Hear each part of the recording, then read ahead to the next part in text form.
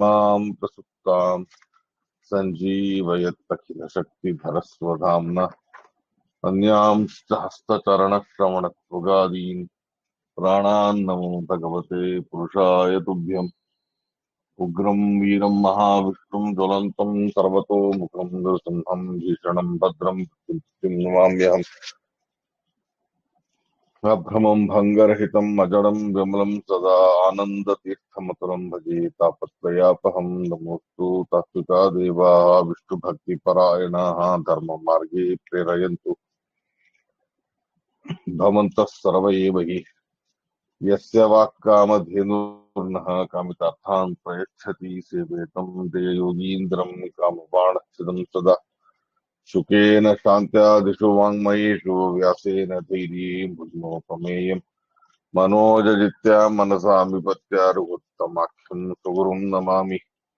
पूज्याय राघवेन्द्राय सत्यधर्मस्थाय च भजतां कल्पवृक्षाय रमतां कामधेनवे दुर्वादिध्वान्तरवये वैष्णवेन्दि वरेन्दवे श्रीराघवेन्द्र गुरवे नमो अत्यन्तदयालवे। सत्यधीर कराब्दोत्तः ज्ञानवैराग्य सागरः सत्यज्ञानाख्यतरणिः स्वान्तध्वान्तं विकृन्ततो आरूढ़ सहसा यतीन्द्र पदवीं गत्वा च वाराणसीं तत्तत्यानुकुमत प्रचार निरतान् अद्वैत दिग्धन्ति नः प्रौढ़ार्थै वचनैः सुयुक्तिखचितैः सम्भीषयन् मोदयन् सत्यध्यानसुकेसरी विजयते पादाश्रित श्रीपतेः सत्याभिघ्नकराब्दोत्थान् पञ्चाशद्वर्ष पूजकान् सत्यप्रमोद तीर्थार्यान् नौमि न्यायसुधारतान्। बन्धुत्वं गुरुरिष्टदैवतमिति तत्पादपङ्केरुहं प्राप्तं मां परिपालयेति सततं याचे निबद्धाञ्जलिः। चित्तं मद्गुणदोषचिन्तनविधौ नमाकृताः श्रीसत्यात्मगुरो त्वथङ्घ्रियुगलं हित्वानमे सद्गतिः। वेदेशमुनिसत्पादा सेवा सम्प्राप्तवैभवान् यादवार्यान् वरसुधा टीकाकारान् वयं नुमः। पृथ्वीमण्डलमध्यस्थाः पूर्णबोधमतानुगाः वैष्णवाः विष्णोदयाः तान् नमस्ते गुरून् नम। श्रीगुरुभ्यो नमः। सृष्टस्थित्यप्ययः नियतितमो बन्धमोक्षाश्रयस्मात् तस्य श्रीब्रह्मरुद्रप्रभृतिः सुरनरद्वीषशत्वात्मकस्य विष्णोर्व्यस्ताः समस्ताः सकलगुणनिधिः सर्वदोषव्यपेतः पूर्णानन्दो अव्ययो यो गुरपि परमः चिन्तयितं महान्तम्। जन्माद्यस्य तोऽन्वयादितरतश्चार्तेष्वभिघ्नस्वराट् तेने ब्रह्महृदाय आदिकवे मुह्यन्ति यं सूरयः तेजो वारिमृदां यथा विनिमयो यत्तस्य सर्गो मृषा धाम्ना स्वेन सदा निरस्तकुहकं सत्यं परं धीमहि। धर्मप्रोज्झितकैतवोत्तरपरमो निर्मत्सराणां सतां वेद्यं वास्तवमतलवस्तु शिवदं तापत्रयोन्मूलनम्। श्रीमद्भागवते महामुनिकृते किं वा परैरीश्वरः सद्योरुध्यवर्ज्यते यत्र कृतिभिः शुश्रूषुभिस्तत्क्षणात्। वन्दे पद्मकरा प्रसन्नवदनां सौभाग्यदां भाग्यदां हस्ताभ्याम् अभयप्रदां मणिगणैर्नानाविधैर्पूजितां भक्ताभीष्टफलप्रदां हरिहर ब्रह्मादिभिस्सेवितां पार्श्वे पङ्कजशङ्खपद्मनिधिभिर्युक्तां सदा शक्तिभिः। निगमकल्पतरोर्गलितं फलं शुकमुखादमृतद्रवसंयुतं पिबत भागवतं रसमालयं मुहुरहो रसिकाः भुवि भावुकाः। नैमिषे अनिमिषक्षेत्रे शौनकादयः सत्रं स्वर्गाय लोकाय सहस्रसममासत्। यं प्रव्रजन्तमनुपेतमपेतकृत्यं द्वैपायनो विरहकातर आजुहाव पुत्रेति तन्मयतया तरवोऽपि नेदुः तं सर्वभूतहृदयं मुनिमानतोऽस्मि।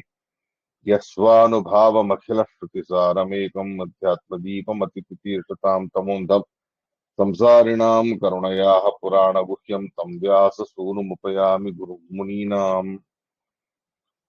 स्वस्य सताम् अखिलसन्मङ्गलानि भवन्तु श्लोकैकपठनश्रवणमात्रेण वक्तुष्टश्रोतॄणाम् निखिलकलिकृतकल्मषापनोदनपटुतरे धर्माद्यखिलपुरुषार्थसाधनीभूते श्रीमन्महाभागवते चतुर्थस्कन्धे अद्य किञ्चित् पूर्वकथा प्रमेय अनुवादः श्रीगुरुभ्यो नमः हरिः ओम्।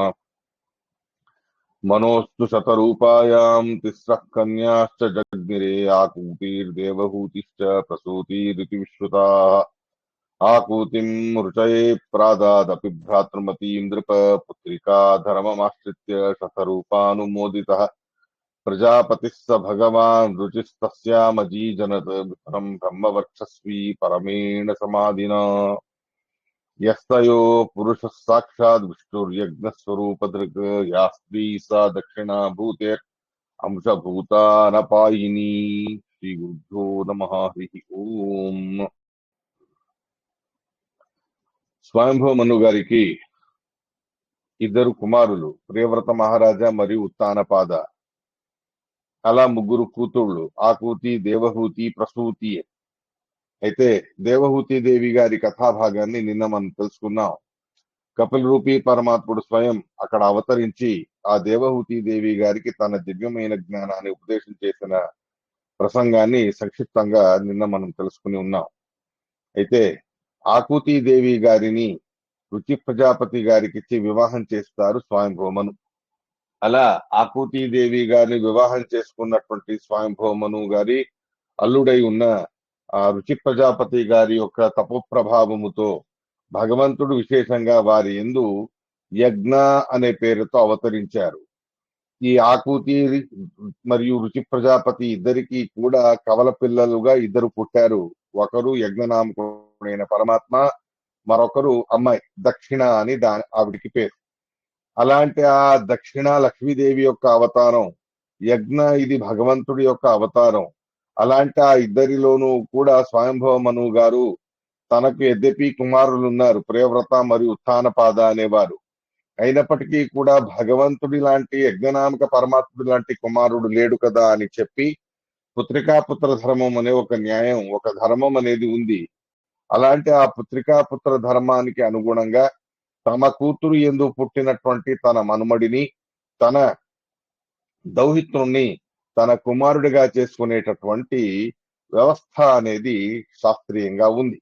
అలా ఉండగా ఆ యజ్ఞనామక పరమాత్మని తన దౌహిత్రుణ్ణి కుమారుడిగా చేసుకుంటారు స్వయంభవమను. అలాగే దక్షిణా నామకురాలైన లక్ష్మీ అమ్మవారు యద్యపి ఇద్దరు కూడా కవల పిల్లలు, అన్నా చెల్లెళ్ల వరస అయ్యున్నప్పటికీ కూడా వారిద్దరికీ కూడా జననం అనేది లేదు, శుక్రశోణిత సంబంధం అనేది లేదు.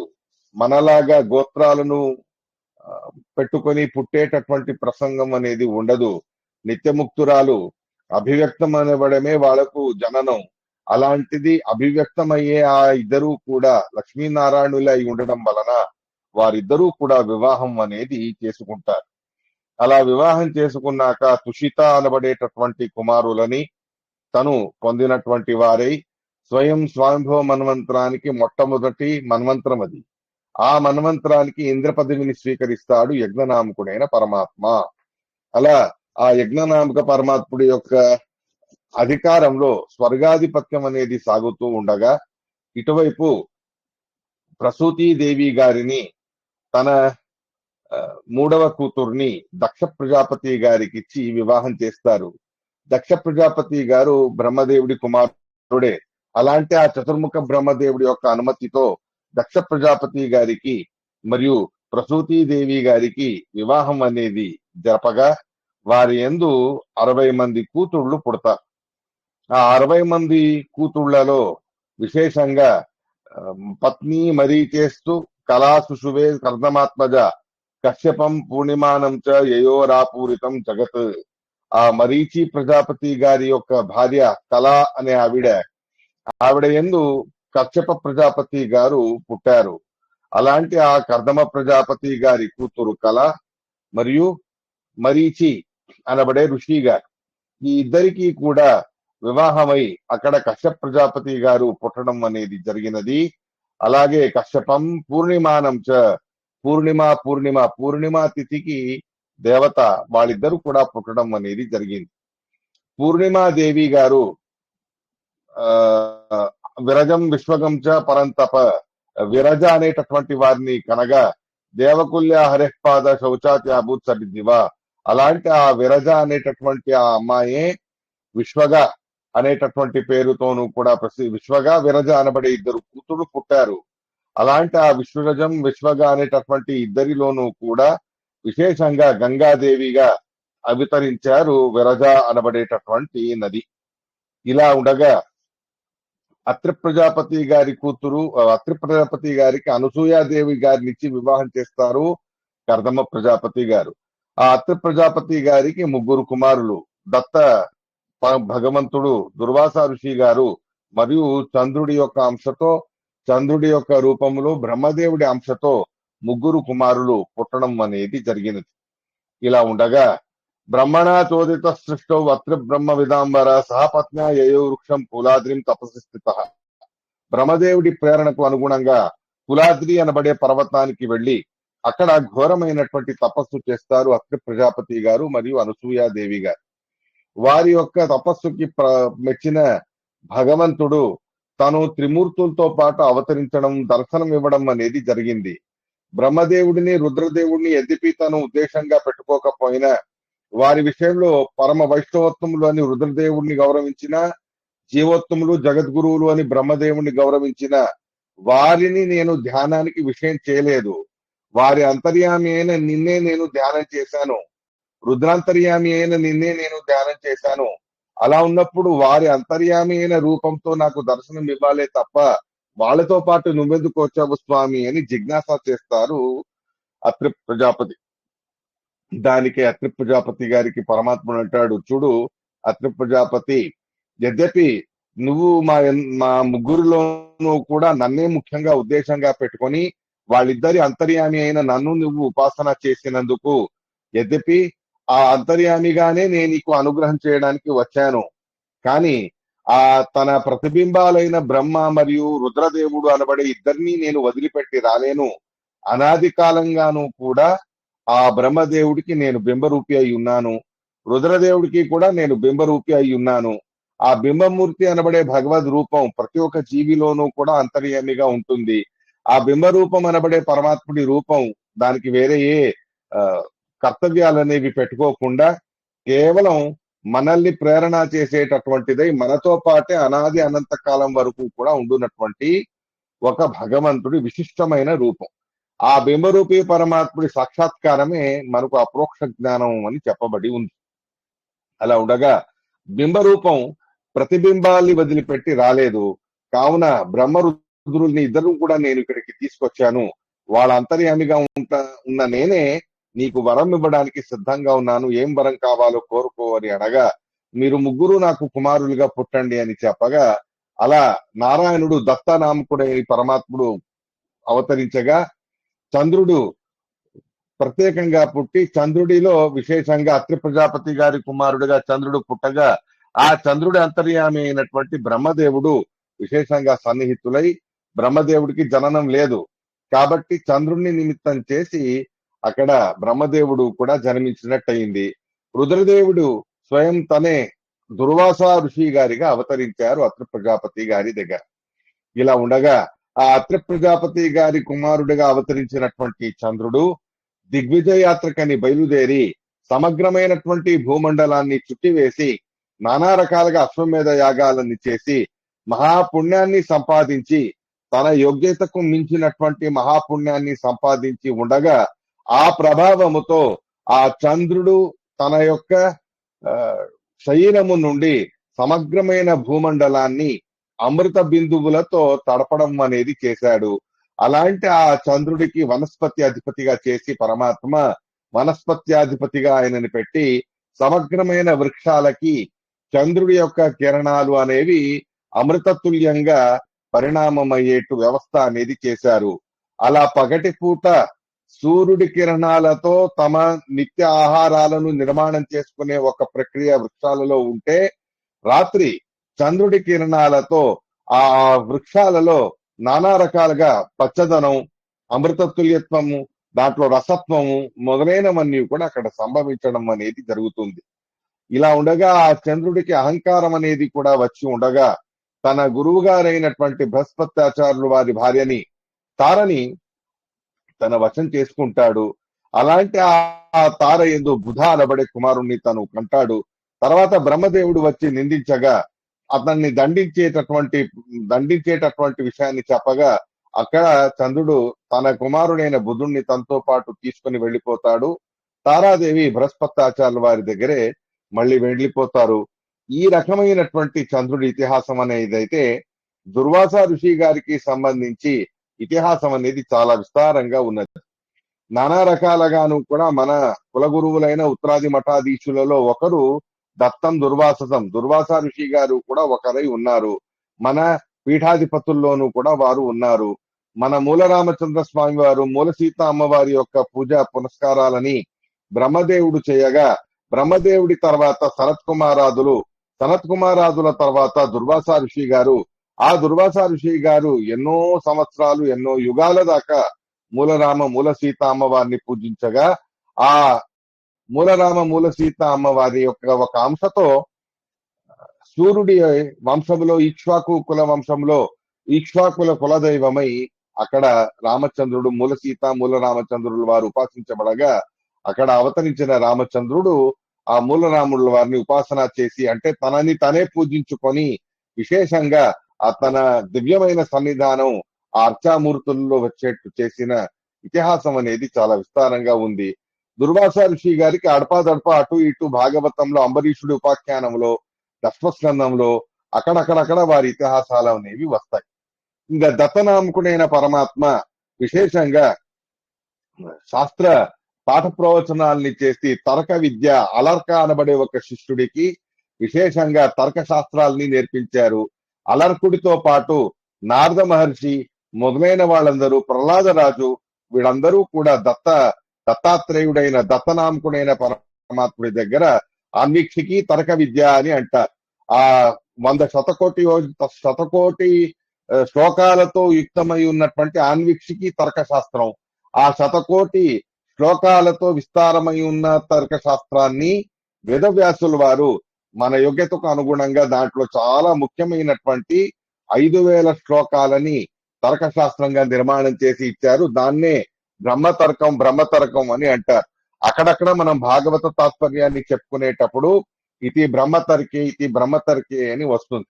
అలా దత్తనామకుడైన పరమాత్ముడి యొక్క ఇతిహాసం అనేది చాలా మందికి తెలియదు. ఏవేవో కల్పితమైనటువంటి కొన్ని స్థలీయమైనటువంటి పురాణాలు అని చెప్పి స్థలీయమైనటువంటి కొన్ని కథలు ఎదిపి ఉన్నప్పటికీ కూడా ముఖ్యంగా మనం తెలుసుకోవాల్సింది ఏమిటి అంటే దత్తనామకుడైన పరమాత్మ శతకోటి విస్తారమైనటువంటి తర్కశాస్త్ర విద్యని నారదుల వారికి మరియు అలర్క అనబడేటటువంటి వారికి వీళ్ళందరికీ కూడా ఉపదేశం అనేది చేసి పాఠ ప్రవచనం అనేటటువంటి క్రమని ఆనాడే ఏదైతే మన మధ్వ సిద్ధాంతంలో నిరంతర పాఠ ప్రవచనాన్ని శ్రవణాది వినానేవ శ్రవంతిష్టేదపి క్వచిత్ అర్థశకేతు నిద్రాదో పునరేవ సమభ్యసేత్ అనేటటువంటి మాటని ఏదైతే శ్రీమదాచార్యుల వారు మనకు ఆదేశించారు కదా, అలా ఆ నిరంతరమైన పాఠ ప్రవచన క్రమని ఆరంభం చేసినటువంటి ఘనత దత్తనామకుడైన పరమాత్ముడిది అనేటటువంటి విషయాన్ని చెబుతారు. ఇలా ఉండగా ఆ దక్ష ప్రజాపతి గారికి చాలా మంది కూతుళ్ళు ఉన్నారు.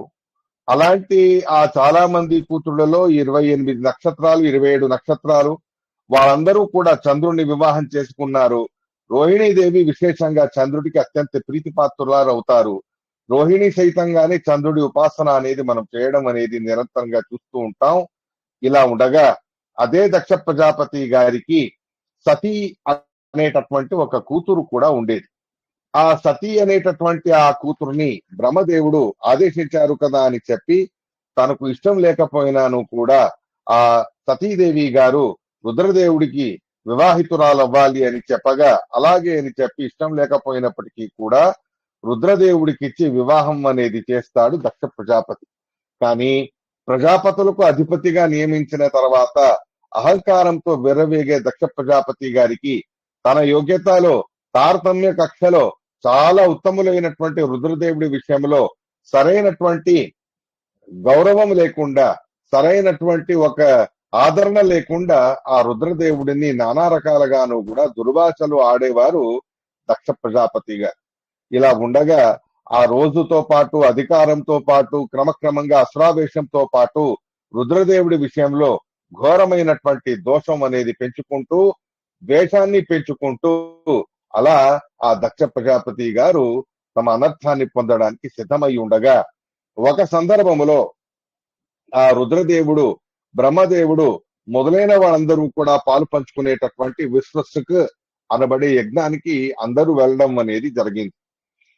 ఆ విశ్వస్సుకు అనబడే యజ్ఞంలో విశేషంగా దక్ష ప్రజాపతి గారు కూడా పాలు పంచుకోవడానికి రాగా ఆ దక్ష ప్రజాపతి గారి తేజస్సును చూసి అందరూ కూడా లేచి నించుని గౌరవించి వారికి సన్మానం చేయగా రుద్రదేవుడు యద్యపి కన్యాదానం చేసిన వ్యక్తి గురువుతో సమానం, తండ్రితో సమానం, అలా అని చెప్పి తండ్రి గారిని గౌరవించాలి. అలా గౌరవించడం అనేది మానసికంగా యద్యపి రుద్రదేవుడు చేసి ఉన్నప్పటికీ కూడా ఎదురుగా ఉత్తమాధిష్టానం బ్రహ్మదేవుడు ఉండగా ఆ బ్రహ్మదేవుడి ఎదురుగా వారికంటే యోగ్యతలో చాలా చిన్నవారైన వారిని లేచి నించుని నమస్కారం చేయడం అనేది పద్ధతి కాదు అని చెప్పి మానసికంగానే ఆ దక్ష ప్రజాపతి గారి అంతర్యామి అయిన పరమాత్ముడిని నమస్కరించి ఉన్నారు. అది తెలియలేదు దక్ష ప్రజాపతి గారికి అహంకారంతో. గుహాశయాయవచ నదేహమానిని అనే మాట చెబుతారు ఈ ప్రసంగంలో. మనం యోగ్యతలో మనకంటే చిన్న వాళ్ళకి నమస్కారం చేసే ప్రసంగం వచ్చినప్పుడు ఆ నమస్కారం చేసే సందర్భంలో గోవులకు మనం నమస్కారం చేస్తాం. గోవులు అంటే మనకంటే అధమం. అలాంటి గోవులకు నమస్కారం చేసేటప్పుడు గుహాశయాయవ ఆ గోవు అంతర్యామి అయినటువంటి దేవతలకి, ఇంద్రాది దేవతలకి, లక్ష్మీనారాయణులకి నమస్కారం అనే భావనతో మనం నమస్కారం అనేది చేయాలి. అలా కాకుండా మనకంటే ఉత్తమాధిష్టానం అయి ఉంటే తల్లిదండ్రులు, గురువులు, విద్వాంసులు, మనకంటే ఉత్తములైన వాళ్ళు, వాళ్లను నమస్కారం చేసేటప్పుడు గుహాశయ చైవచ దేహమానినే వారి అంతర్యామి అలాగే ఆ పరమాత్ముని కూడా ఉపాసన చేస్తూ నమస్కారం చేస్తూ అధిష్టానం ఉత్తమమై ఉండడం వలన ఆ అధిష్టానానికి కూడా విశేషంగా నమస్కారం అనేది చెయ్యాలి.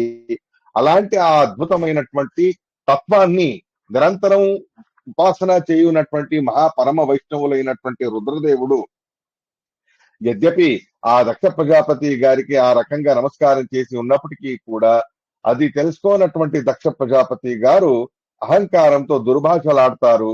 చివరికి రుద్రదేవుడికి యజ్ఞభాగం లేకుండా లేకుండా ఉండుగాక అని శాపం పెట్టడం అనేది జరిగింది. అలాంటి ఆ శాపాన్ని విన్న నంది చాలా కోపంతో దక్ష ప్రజాపతి గారికి ప్రతిశాపం పెడతాడు. కేవలం సకామ కర్మల్ని చేస్తూ మీరు మోక్షానికి దూరమైపోండి అని నంది శాపం పెట్టాడు. నందికి ఈ రకమైనటువంటి కోపంతో శాపం పెట్టడం అనేది చూసి భృగు ఋషి గారు, మా స్నేహితుడైన దక్ష ప్రజాపతి గారికి నువ్వు శాపం పెట్టావు కదా, కాబట్టి నువ్వు కూడా భ్రష్టతాన్ని పొంది కలియుగంలో దురాచారాలని ప్రచారం చేస్తూ కలియుగంలో అవతరించి నిన్ను అనుసరించినటువంటి అనుయాయులతో పాటు నానా రకాలుగా అనాచారాన్ని నువ్వు ప్రచారం చేయుగాక అని ఇలా ఒకరికొకరు శాపాలు పెట్టుకునే ప్రసంగం అక్కడ వస్తుంది. అదంతా చూసి నేను ఇక్కడ ఉండడం మంచిది కాదు అని చెప్పి రుద్రదేవుడు అక్కడి నుంచి కైలాసానికి వెళ్ళిపోతా. ఇంతలో రుద్రదేవుడు వెళ్ళిపోయిన తర్వాత యద్యపి అక్కడ మాట్లాడడానికి ఏమీ లేకపోయినా ఆక్రోశాన్ని మాత్రం వదిలిపెట్టకుండా దక్ష ప్రజాపతి గారు తమ మనస్సులోనే ఇంకనూ అధికమైనటువంటి ఆక్రోశాన్ని, కోపాన్ని, ద్వేషాన్ని పెట్టుకొని తమ గ్రహానికి వారు వెళ్ళడం అనేది జరిగింది. అలా ఉండగా ఏ శాపమైతే తను పెట్టి ఉన్నాడో ఆ శాపం అనేది కార్యరూపాన్ని ధరించాలి అని చెప్పి ఆ దక్ష ప్రజాపతి గారు ఆ రుద్రదేవుడికి యజ్ఞభాగం అనేది లేకుండానే ఉండేటటువంటిదిగా ఒక ఉద్దేశాన్ని పెట్టుకొని, దురుద్దేశాన్ని పెట్టుకొని తను కూడా బృహస్పతి ఆసవ అనబడేటటువంటి యజ్ఞాన్ని అనుష్ఠానం చేస్తా. అలాంటి ఆ బృహస్పతి ఆసవ అనబడే యజ్ఞాన్ని అనుష్ఠానం చేయగా ఆ యజ్ఞంలో పాలు పంచుకోవడానికి అందరికీ కూడా ఆమంత్రణలు వెళ్ళాయి. కానీ ద్వేషముతో ఉండడం వలన కైలాసానికి మాత్రం ఎటువంటి ఆమంత్రణని పంపించలేదు దక్ష ప్రజాపతిగా. అయితే భారతదేశంలో బృహస్పత్యాచార్యుల వారి యొక్క ఉద్దేశకంగా బృహస్పతి అంతర్యామి అయిన నారాయణును ఉద్దేశంగా పెట్టుకొని యజ్ఞం చేసే ప్రసంగం కావున అందరూ కూడా భారతదేశానికి రావాలి అంటే కైలాసాన్ని దాటే రావాలి. అలా కైలాసం మీద నుండే విధమైన విమానాల్లో ఎక్కి అక్కడ విమానాలతో పాటు విహారం చేస్తూ యజ్ఞంలో పాలు పంచుకోవడానికి అని చెప్పి అందరూ కూడా బయలుదేరగా సతీదేవి గారు వారిని కూడా మీరు రావట్లేదా మీ తండ్రి గారి యజ్ఞానికి అని అడగడం జరిగింది. యజ్ఞం జరిగేటటువంటి విషయం మాకు చెప్పనే లేదే అని బయట పెడకుండా మేము వస్తున్నామంటే కొంచెం ఆలస్యం చేసుకొని వస్తామని చెప్పి ఏదో మాట వరుసగా అలా అలా పంపించేసేసి వెంటనే రుద్రదేవుడి దగ్గరికి వచ్చి మనము కూడా దక్ష ప్రజాపతి గారు మా నాన్నగారి యొక్క యజ్ఞానికి వెళదాం రండి అని చెప్పగా, యజ్ఞానికి వెళ్ళాలి అంటే ఆమంత్రణ ఉండాలి కదా.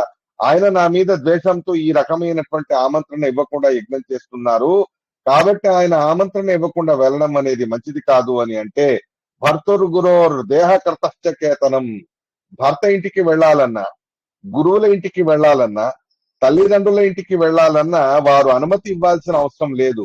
మనం ఎప్పుడు పడితే వెళ్ళేటటువంటి స్వాతంత్రం మనకు ఉంటుంది.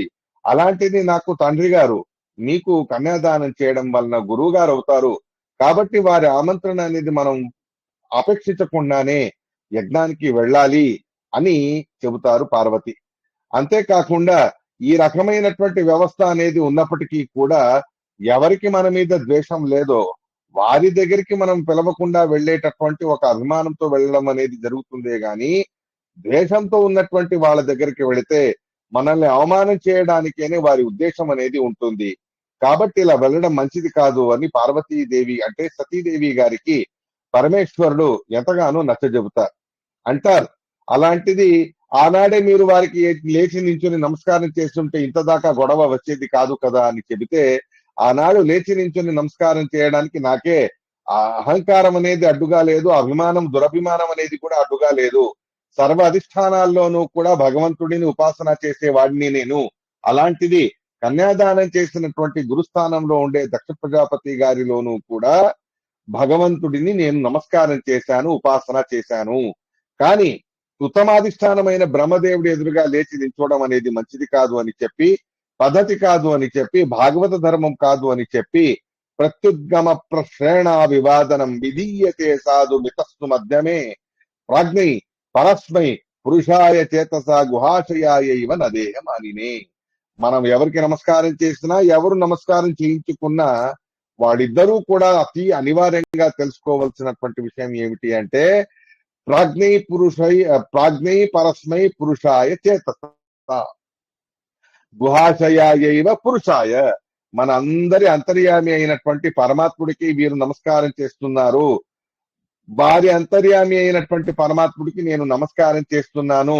ఉత్తమ అధిష్టానం అయితే అధిష్టానానికి అంతర్యామి అయిన పరమాత్ముడికి కూడా నమస్కారం అనే భావన నమస్కారం చేసే వాళ్ళకి ఉండాలి. నమస్కారం చేయించుకునేటటువంటి వాళ్ళైతే గుహాశయా చైవచ దేహమానినే, మనం వారికంటే ఉత్తములమైతే మనకు మన అంతర్యామి అయిన పరమాత్ముడికి నమస్కారం చేస్తున్నారు అనే భావనతో ఉండాలి. మనకంటే ఉత్తములు నమస్కారం చేసే ప్రసంగమై ఉన్నప్పుడు మన అంతర్యామి అయిన పరమాత్ముడికి మాత్రమే నమస్కారం అనే భావనని మనం పెట్టుకోవాలి. ఆ భావన నేను పెట్టుకొని మీ తండ్రి గారికి నేను అంతర్యామిగా ఉన్న పరమాత్ముడిని వివక్ష చేసుకొని నమస్కారం చేశాను, కానీ అది ఆయన అర్థం చేసుకోలేదు. అలాంటి ఆయన ఇప్పుడు కోపముతో ద్వేషముతో ఈ రకంగా నా గురించి ద్రోహం చెయ్యాలి అనే భావనతో యజ్ఞాన్ని ఆచరణలో పెడుతున్నారు, వెళ్లకు, వెళ్తే నీకు మంచి జరగదు అని ముందే భవిష్యవాణ్ణి చెప్పేస్తారు రుద్రదేవుడు. అయినా స్త్రీ స్వభావం కలిగి ఉన్నటువంటి పార్వతీదేవి గారు ప్రారంభ కర్మకి అనుగుణంగా మరణం అనేది సంభవించవలసిన ప్రసంగం ఉంది కావున ఎంత చెప్పినా వినకుండా తమ తండ్రి గారే కదా అని చొరవ చేసి దక్ష ప్రజాపతి గారి యజ్ఞానికి వెళతారు సతీ. అయితే అక్కడ వెళ్ళినందుకు ఆనందంగా అందరూ గౌరవిస్తారో, పలకరిస్తారో, మాట్లాడతారు అని అనుకుంటే ఎవరూ కూడా ఆవిడ వైపు ముఖం కూడా పెట్టి చూడలేదు, ఎవరూ కూడా ఆవిడ్ని పలకరించలేదు. చివరికి దొంగచాటుగా వాళ్ళ అమ్మగారు మాత్రం ప్రసూతీదేవి గారు ఆవిడతో మాట్లాడడం అనేది జరిగినది. అందరికీ కూడా దక్ష ప్రజాపతి గారంటే భయం, ఆయన మళ్ళీ ఎక్కడ శాపం పెట్టేస్తాడో ఏమో అని చెప్పి అందరూ కూడా భయపడేవారు. అలాంటి ఇంతటి ఘోరమైనటువంటి అవమానం అనేది కలిగింది కదా అని చెప్పి, ఇటువంటి అన్యాయాన్ని ఎందుకు చేస్తున్నారు అని తండ్రి గారిని అడగాలి అని వెళ్తారు యజ్ఞశాలకి. కానీ అప్పటికే యజ్ఞం అనేది ప్రారంభమై ఉండగా విష్ణవే నమః విష్ణవే స్వాహ విష్ణవే నమః ఇదం నమః అని ఆరంభం చేసి, బ్రహ్మణే స్వాహ బ్రహ్మణ ఇదం నమః అని చెప్పి, రుద్రాయ స్వాహ రుద్రాయ ఇదం నమః అని అనాలి తారతమ్యానికి అనుగుణంగా. అలా కాకుండా ఇంద్రదేవుడిని ఉద్దేశంగా పెట్టుకొని ఇంద్రాయ స్వాహ ఇంద్రాయ ఇదం నమః అని చెప్పి కావాలనే పద్ధతికి విరుద్ధంగా, విధానానికి విరుద్ధంగా తన శాపానికి ఉండే మహత్వాన్ని తెలియజేసే రీతిలో శాస్త్ర విరుద్ధంగా నడుచుకుంటారు దక్ష ప్రజాపతి గారు. అరుద్ర భాగం తమవేక్ష తద్వరం పిత్రాచ దేవే కృతహేళం నంబిబు. కానీ ఇది ఘోరమైనటువంటి దైవద్రోహం. రుద్రదేవుడిని ద్రోహం చేస్తే ఉత్తమోత్తమ అధిష్టానమైన రుద్రదేవుడి అంతర్యామి అయిన నారాయణుణ్ణి ద్రోహం చేసినట్టు అలాంటి ఘోరమైన పాపం మీరు చేస్తూ ఉన్నారు. ఇది ఏనాటికి కూడా నేను ఒప్పుకునేటటువంటిది కాదు. అలాంటిది నా ఎదురుగా నాకు స్వరూపోద్ధార గురువులై ఉన్న, నా భర్త అయి ఉన్న పరమ వైష్ణవోత్తములైన సాక్షాత్ రుద్రదేవుడికి ఇంతటి ఘోరమైన అవమానం జరుగుతుంది అంటే ఇక్కడ నేను ఉండడానికి సాధ్యం కాదు. కర్ణోపిదాయ నిర్యాద్ యదకల్య ఈశే ధర్మావితర్య గృణిభిర్నిభిరస్యమానే ఛింద్యాత్ ప్రసైద్యర్షతి మసతాం ప్రభుచేత్ జిహ్వామసూరపి తతో విసజేత్ ధర్మ. ఎవరు ఈ రకంగా శాస్త్ర విరుద్ధానికి అనుగుణంగా శాస్త్ర విరుద్ధంగా నడుచుకుంటారో, ఉత్తములైనటువంటి విష్ణు భక్తులను ద్రోహం చేస్తారో అలాంటి వాళ్ళ నాలుకని కత్తిరించి వెయ్యాలి. ఇది పరమ వైష్ణవోత్తమ ధర్మం అవుతుంది. మనకు దైహికమైన శక్తి లేదు అంటే చెవులు మూసుకొని అయినా అక్కడి నుంచి వెళ్ళిపోవాలి. కానీ ఇవి రెండూ కాదు. ఈ రెండూ కాకుండా మూడవ వికల్పం ఒకటి ఉంది. జిహ్వాం అసూనపితతో విసజేత ధర్మ. ఇటువంటి ఘోరమైన అనర్థాన్ని నేను చూశాను కదా, ఈ ఘోరమైన అనర్థాన్ని నేను అడ్డుకోలేకపోతున్నాను కదా, అలాంటిది ఈ ధర్మ విరుద్ధమైన ఈ ఘోరమైన అనర్థాన్ని, పరమ వైష్ణవులైన రుద్రదేవుడి యొక్క ద్రోహాన్ని అడ్డుకోలేకపోయిన ఈ జీవితం వేస్తమే అనే భావనతో ప్రాణాలు వదిలిపెట్టినాను కూడా తప్పులేదు. ఇప్పుడు నేను చేసేది అదే అని చెప్పి ఆ హోమగుండంలోనే తను దూకి భస్మం అవ్వాలి అని ప్రయత్నం చేస్తారు సతీదేవి.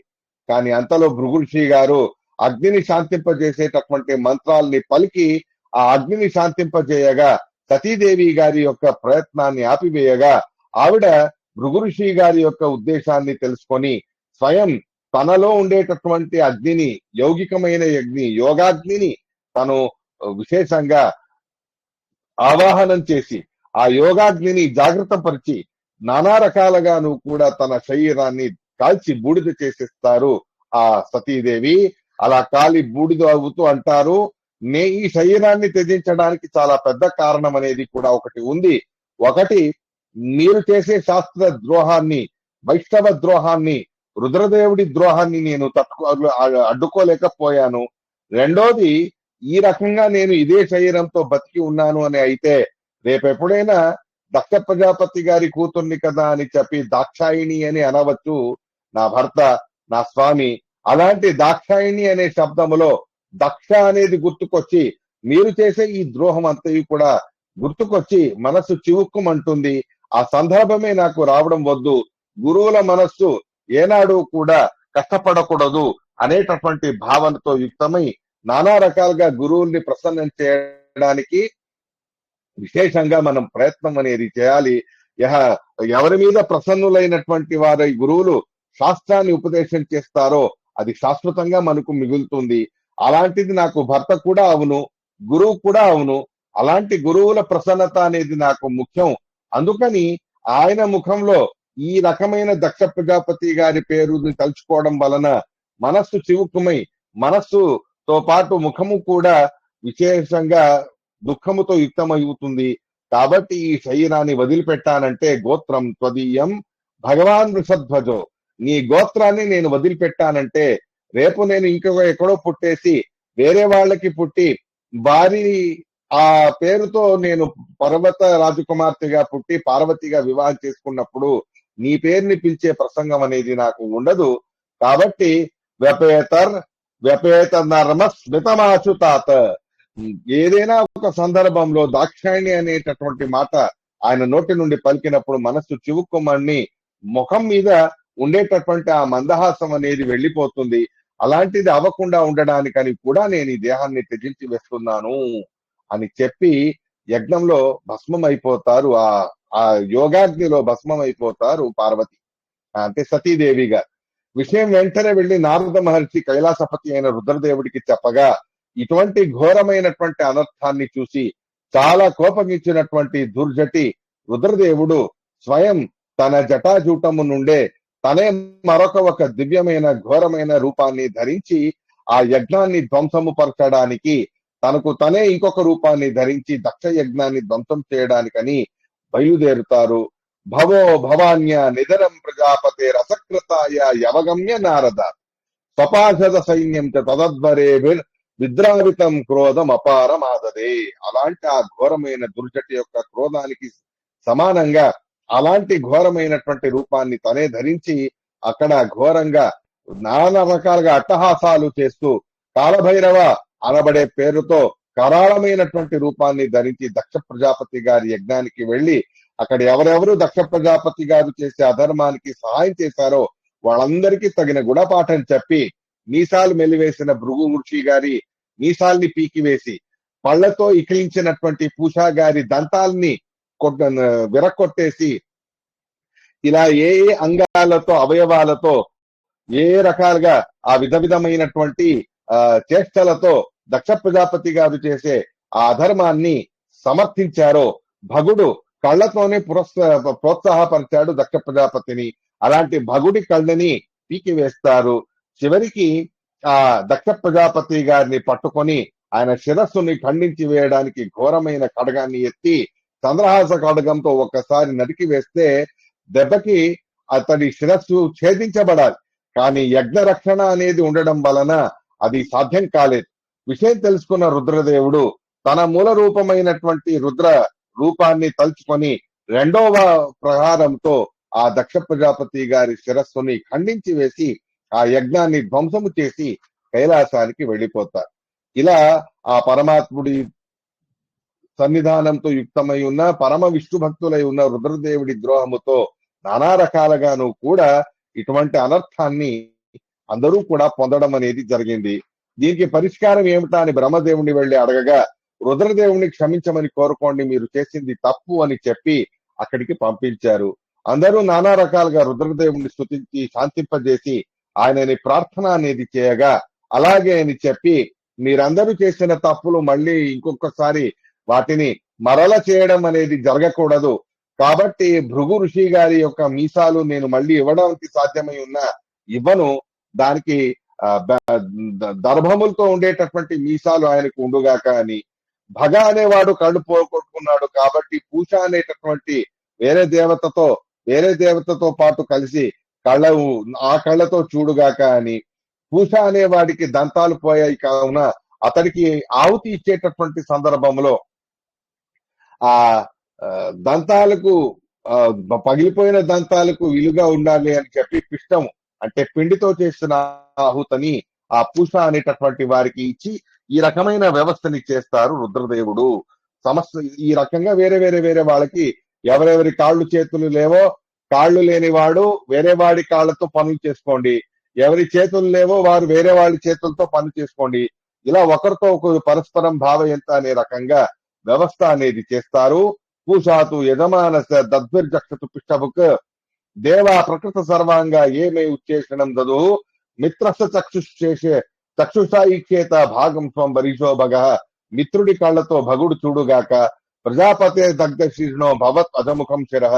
దక్ష ప్రజాపతి గారి శిరస్సు ఖండించేశాను కావున అతడికి మేకపోతు శిరస్సు అనేది కలుగుగాక. ఈ రకంగా వ్యవస్థ అనేది చేసి నానా రకాలుగాను కూడా వాళ్ళ తప్పుకి దండించారు రుద్రదేవుడు. అలా దండించబడినటువంటి వారై చివరికి దక్ష ప్రజాపతి తన పొరపాటును తెలుసుకొని విశేషంగా ఆయన కాళ్ల మీద పడి నన్ను క్షమించు స్వామి, దక్ష ప్రజాపతిగా అధికారాన్ని పొంది ఉండడం వలన అహంకారంతో విర్రవీగి యోగ్యతలో నాకంటే ఎంతో ఉత్తములైన మిమ్మల్ని ద్రోహం చేశాను, ఒక్కమారు ఈ ద్రోహం అనేది నా వలన జరగకుండా ఉండేట్టు నన్ను అనుగ్రహించండి స్వామి అని విశేషంగా ప్రార్థన అనేది చేస్తాడు దక్ష ప్రజాపతి గారు. దబ్రహ్మ బంధు శుచవాం భగవన్ అవజ్ఞ తుభ్యం మరేచ కుత ఏవ ధృత ప్రతేషు అంటాడు. బ్రాహ్మణులనే మనం ద్రోహం చేయకూడదు. పరమ విష్ణు సన్నిధానం అనేది సామాన్యంగా మానవులైన బ్రాహ్మణుల్లోనే ఉంటుంది అని అంటారు. అలాంటిది నబ్రహ్మ బంధు శుచవాం భగవాన్ అవజ్ఞ, అలాంటిది బ్రాహ్మణులనే ద్రోహం చేయకూడదు, మానవులైన బ్రాహ్మణుల ద్రోహమే చేయకూడదు అని ఉన్నప్పుడు రుద్రదేవుడు లాంటి రుద్రదేవుణ్ణి ఆయనంతర్యామి అయిన నారాయణుణ్ణి ద్రోహం చేస్తే పుట్టగతులు అనేవి ఉండవు. కాబట్టి నన్ను దండించి నా ఆ దోషాన్ని అక్కడికక్కడే దమనము చేసేసి నాకు శాశ్వతంగా నరకం అనేది కలగకుండా అనుగ్రహం చేశారు స్వామి అని విశేషంగా ప్రార్థన చేస్తాడు దక్ష ప్రజాపతి. ఈ రకంగా ఆ దక్ష ప్రజాపతి గారి యొక్క ప్రాయశ్చిత్త బుద్ధిని చూసి సంతోషించి రుద్రదేవుడు విశేషంగా ఆయనకి అనుగ్రహం అనేది కూడా చేస్తారు. ఈ రకమైనటువంటి వ్యవస్థను చేసి రుద్రదేవుడు కైలాసంలో అక్కడే ఉండిపోతారు. సతీదేవి గారు పర్వత రాజపుత్రికగా పుట్టి పార్వతీదేవిగా పెరిగి రుద్రదేవుడి కోసం ఘోరమైనటువంటి తపస్సును చేసి ఆ రుద్రదేవుణ్ణి తన తపస్సుతో మెప్పించి రెండవ జన్మలో రుద్రదేవుడి భార్యగా పార్వతిగా వారు రుద్రదేవుడిని వివాహం అనేది చేసుకుంటారు. ఇలా ఉండగా స్వయంభవ మనువు గారి యొక్క కుమారుల్లో ఒకరు ఉత్తానపాద అనేవాడు. ఆ ఉత్తానపాదకి ఇద్దరు భార్యలు, సురుచి, సునీతి అని. సునీతి గారి కుమారుడు ధ్రువ చక్రవర్తి, సురుచి గారి కుమారుడు ధ్రువ చక్రవర్తి కంటే వయస్సులో చిన్నవాడు. అలాంటి ఆ ఇద్దరు భార్యలు ఉన్నప్పటికీ కూడా ఆ సురుచి యొక్క సౌందర్యానికి మోహింపబడినటువంటి ఆ ఉత్తానపాదుడు విశేషంగా సునీతి గారి కుమారుడైన ధ్రువరాజు గారిని సరిగ్గా ఆదరించకుండా తన రెండవ భార్య అయిన చిన్న వయస్సులో ఉన్న సౌందర్యవతిగా ఉన్న సురుచి మీద మోహముతో సురుచి గారి కుమారుణ్ణి విశేషంగా ఆదరించేటటువంటి దుష్ట కార్యాన్ని చేసేవాడు ఉత్తానపాద.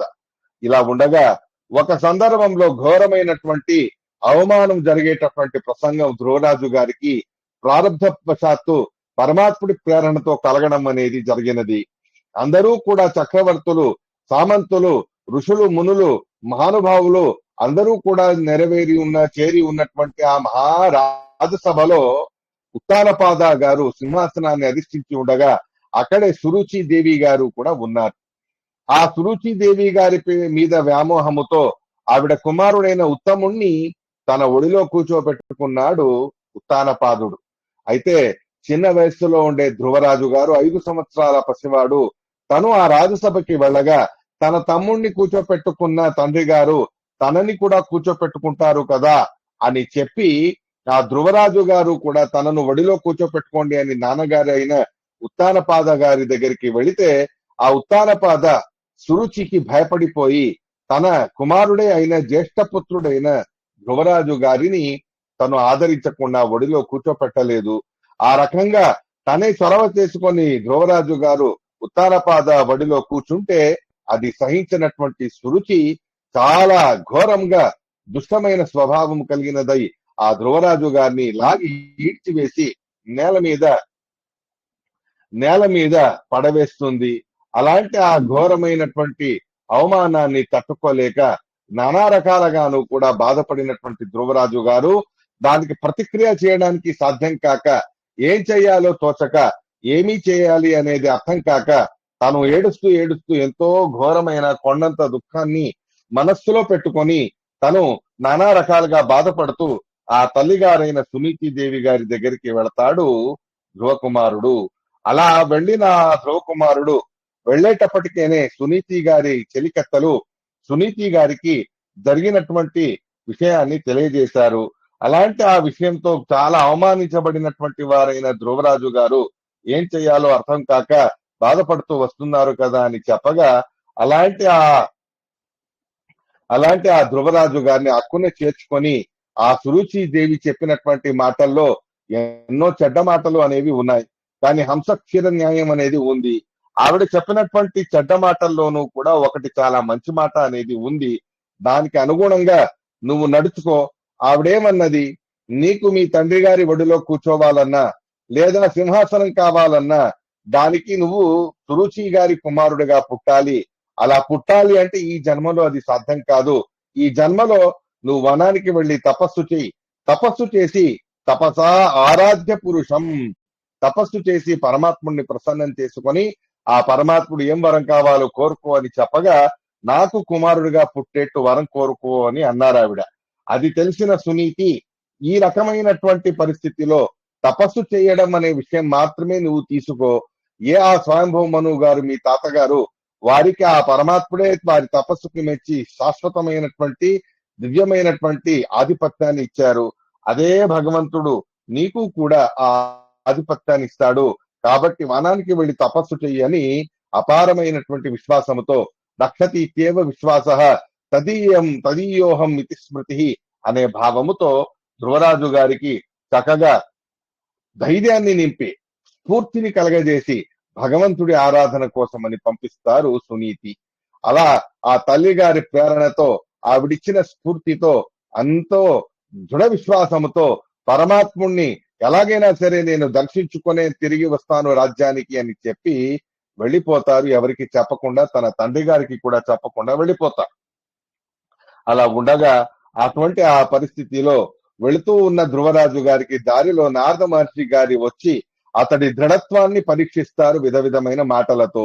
చిన్నపిల్లాలకి రోషం ఏమిటి, కోపం ఏమిటి, నాన్నగారు తిట్టారు కదా, అమ్మగారు తిట్టారని చెప్పి ఇల్లు వదిలేసి వెళ్ళిపోతే ఎలా ఉంటుంది, కాసేపు అట్లా ఆటలాడుకో, అటు వెళ్ళు, ఏవైనా పళ్ళు తిను, ఆహారం తిను, తిడుతూ ఉంటారు తల్లిదండ్రులు, దానికెందుకు అంత బాధపడాలి అని నానా రకాలుగా ప్రలోభ పెట్టి అతడు అనుకున్నటువంటి తపస్సు చేసేటటువంటి కర్తవ్యాన్ని మానేసి తిరిగి తిరోధానం చేసి అక్కడి నుంచి వెళ్ళిపోయాలి అనే రకంగా ప్రలోభ పెడతారు నారద మహర్షి. ఎన్ని రకాలుగా పరీక్షించి ప్రలోభాలు పెట్టినా జంకగినటువంటి ధ్రువరాజు గారు ఏ రకంగానూ కూడా తన దృఢ విశ్వాసాన్ని, దృఢత్వాన్ని, తను చేయాలి అనుకునే నిశ్చయాన్ని, తపస్సు చేయాలి అనే నిశ్చయాన్ని మారకుండా నారద మహర్షి గారిని మార్గదర్శనం చేయవలసిందిగా ప్రార్థన చేస్తాడు ధ్రువుడు. అలాగే అని చెప్పి నారద మహర్షి అతడిలో ఉండే దృఢ విశ్వాసాన్ని, ఆ దృఢత్వాన్ని కనిపెట్టి విశేషమైన అనుగ్రహంతో తండ్రి గారికి చెప్పకుండా వచ్చాడు కదా అనేటటువంటి నిమిత్తంతో ఒక చిన్న దోషం అంటి ఉంది. ఆ దోషాన్ని పరిహారం చేస్తూ తన చేతిని శిరస్సు మీద పెట్టి ధ్రువరాజు గారికి సర్వదోషాలు పరిహారం చేసి విశేషమైనటువంటి దృఢత్వం ఇంకా అధికం చేసేటటువంటి రీతిలో విధాలుగాను కూడా ఉపదేశాలు చేస్తారు. విశేషంగా వాసుదేవ ద్వాదశాక్షర మంత్రాన్ని ఉపదేశం చేస్తారు నారద మహర్షి.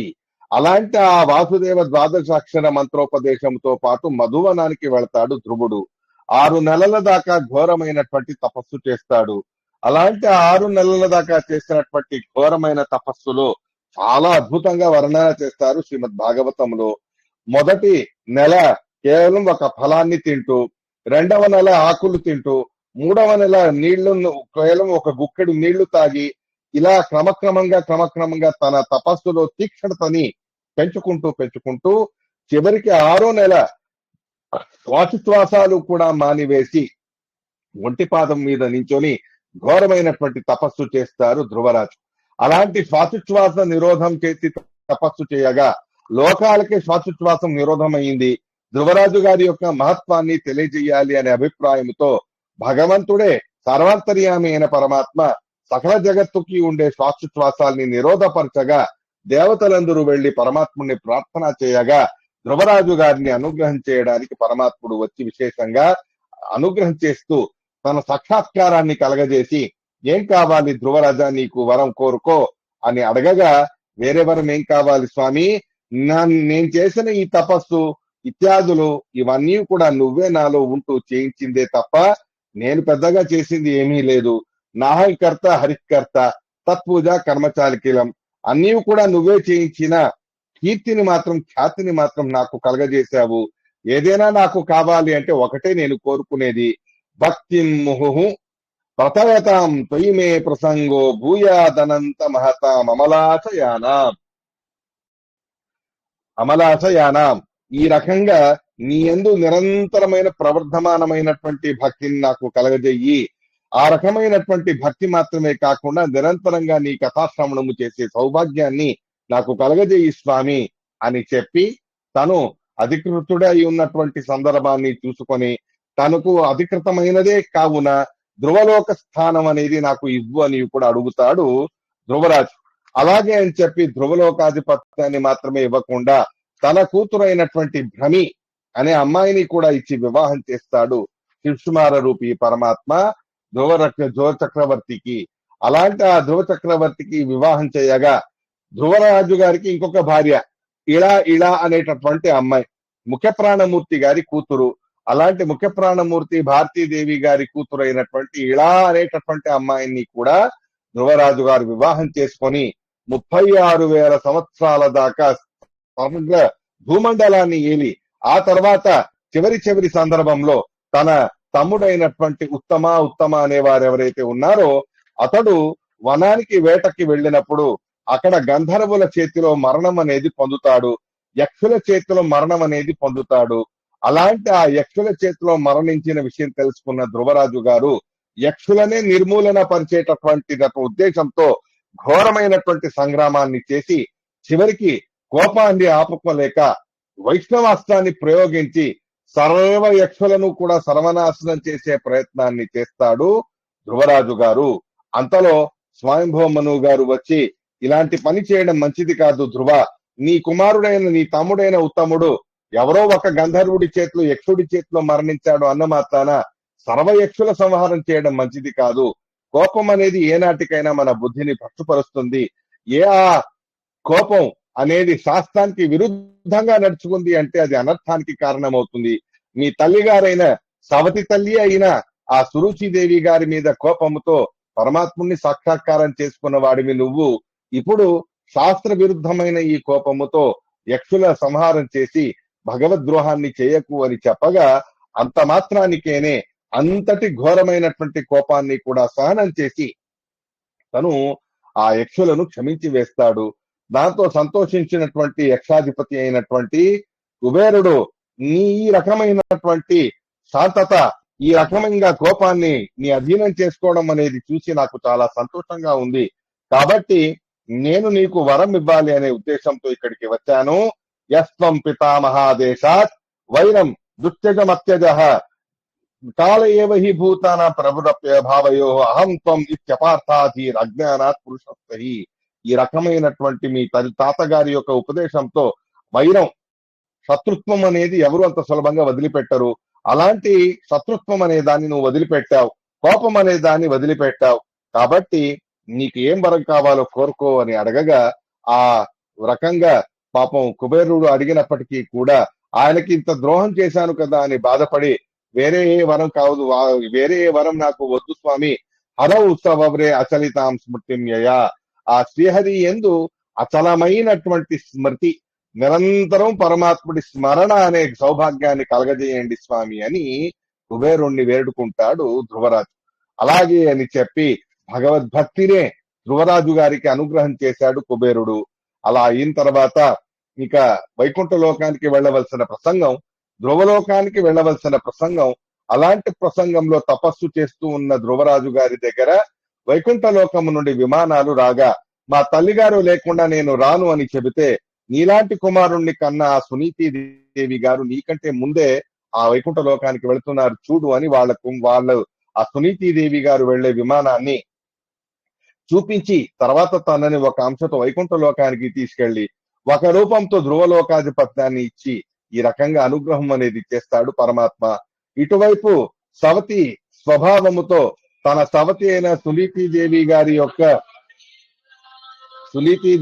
యొక్క విషయంలో నానా రకాలుగాను కూడా తను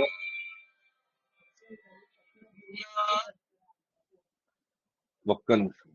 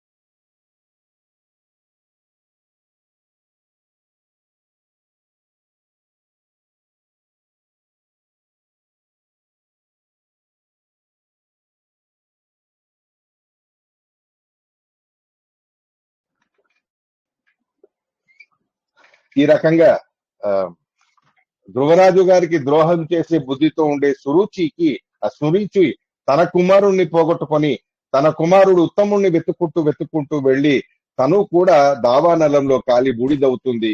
కాబట్టి ఏ రకమైనటువంటి ఒక భాగవత ధర్మాన్ని సునీతి గారు ఉపదేశించారో అది అచ్చు తప్పకుండా సురుచి విషయంలో నెరవేరింది. మా అమంగళం తాత పయేషు మంస భుంక్తే జనో యత్ పరదుఃఖ దస్తత్. అమంగళం అవ్వాలి, ఇంకొకరికి కీడు జరగాలి అనేటటువంటి భావన ఏనాడు కూడా మనకు ఉండకూడదు. సర్వే జన సుఖినో భవంతు అనే మాట మనకు ఉండాలి. అదే భావన ముఖ్యం. ఎవరికైనా కీడు జరగాలి అని అనుకుంటే మాత్రం ఖచ్చితంగా ఆ కీడు మనకే జరుగుతుంది అనేది తెలుసుకోవాలి. ఈ మాట సునీతి గారు ధ్రువరాజు గారికి చెబితే సురుచి విషయంలో అలాగే నడుచుకుంది. తన సవతి కుమారుడికి ద్రోహం తలపెడితే తన కుమారుడినే తను పోగొట్టుకుంది. తన సవతి సునీతి విషయంలో తప్పుగా నడుచుకుంటే తనకే ఆ తప్పుగా నడుచుకున్న దుష్ఫలితం అనేది ప్రాప్తమైంది. ఈ రకంగా మనం ధ్రువరాజు గారి చరిత్రతో ఒక దివ్యమైన భాగవత ధర్మాన్ని ఈ రకంగా తెలుసుకొని ఉండాలి. ఇలా ఉండగా ఆ ధ్రువరాజు గారి యొక్క కుమారులు విశేషంగా ఉత్కల అనేటటువంటి వారు ఆయన ధ్రువరాజు గారి తర్వాత సార్వభౌమ రాజ్యాన్ని స్వీకరించి విశేషంగా ధర్మ పరిపాలన మొదలైనవన్నీ కూడా చేస్తారు.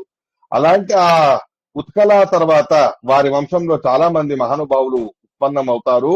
అలా ఉండగా అంగ అనబడే ఒక రాజుగారు, ఆ అంగ అనబడే రాజు గారికి సునీత అనేటటువంటి భార్య.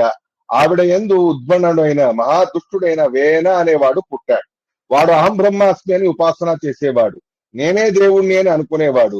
అలాంటి ఆ దుష్టుడి యొక్క దురాలోచనని ధ్వంసము చేస్తూ వాడికి నచ్చజెప్పడానికి ఋషులు మునులు అందరూ కూడా వెళ్లి శాస్త్రయుక్తి పురస్సరంగా వాడికి తెలియజేసే ప్రయత్నం చేస్తా వాడు వినలేదు.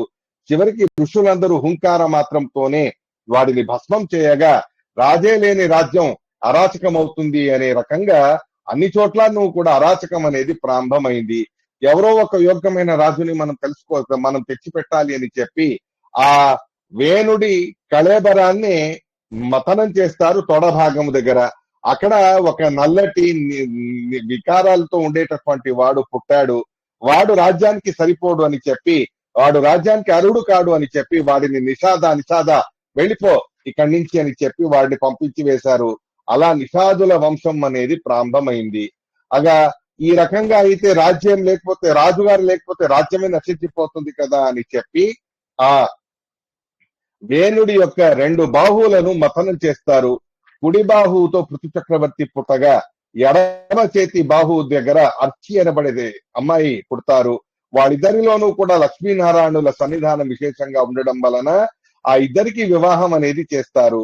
పృథు చక్రవర్తి జన్మ మాత్రంతోనే సర్వ ప్రజలు సంతోషించి మాకు అన్నం ఇవ్వండి, ఆహారం లేదు, చాలా బాధపడుతున్నాం, వేసిన బీజాలేవి కూడా పక్వం అవ్వట్లేదు, వేసిన సర్వ బీజాలని మింగేసింది భూదేవి అని తమ కష్టాలు చెప్పుకుంటారు.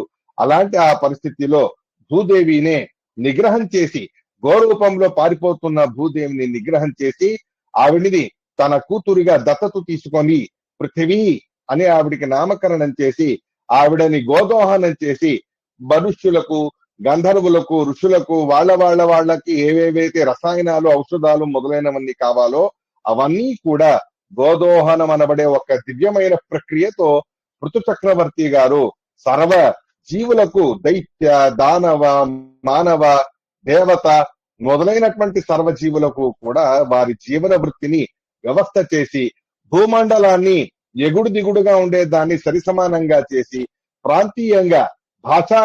ప్రాంతీయంగా భాషాక్రమంగా వేరే రాష్ట్రాల యొక్క విభాగం చేసి సమగ్రమైనటువంటి తన సామర్థ్యంతో, దివ్యమైనటువంటి తన దక్షతతో చాలా అద్భుతంగా రాజ్య పరిపాలన చేసి అందరినీ కూడా మెప్పించజేశాడు ఆ పృథు చక్రవర్తి. అతడి ఆ దక్షతని చూసి ముచ్చట పడినటువంటి బ్రహ్మదేవుడి కుమారులైనటువంటి సనత్ కుమారాది మహానుభావులే స్వయం వచ్చి ఆ పృథు చక్రవర్తికి జ్ఞానోపదేశం అనేది చేస్తారు. అద్భుతమైనటువంటి ఆ జ్ఞానాన్ని పొందినటువంటి ఆ పృథు చక్రవర్తి గారు తన వంతు ప్రార్థనగా ఆ సనత్ కుమారాదుల్ని ప్రార్థన చేసి వారు ఇచ్చినటువంటి జ్ఞానాన్ని ఆచరణలో పెట్టడం అనేది ప్రారంభం చేశాడు. ఆసంగాత్మ వ్యతిరిక్త వస్తుని దృఢారతిర్బ్రహ్మణి నిర్గుణేచ.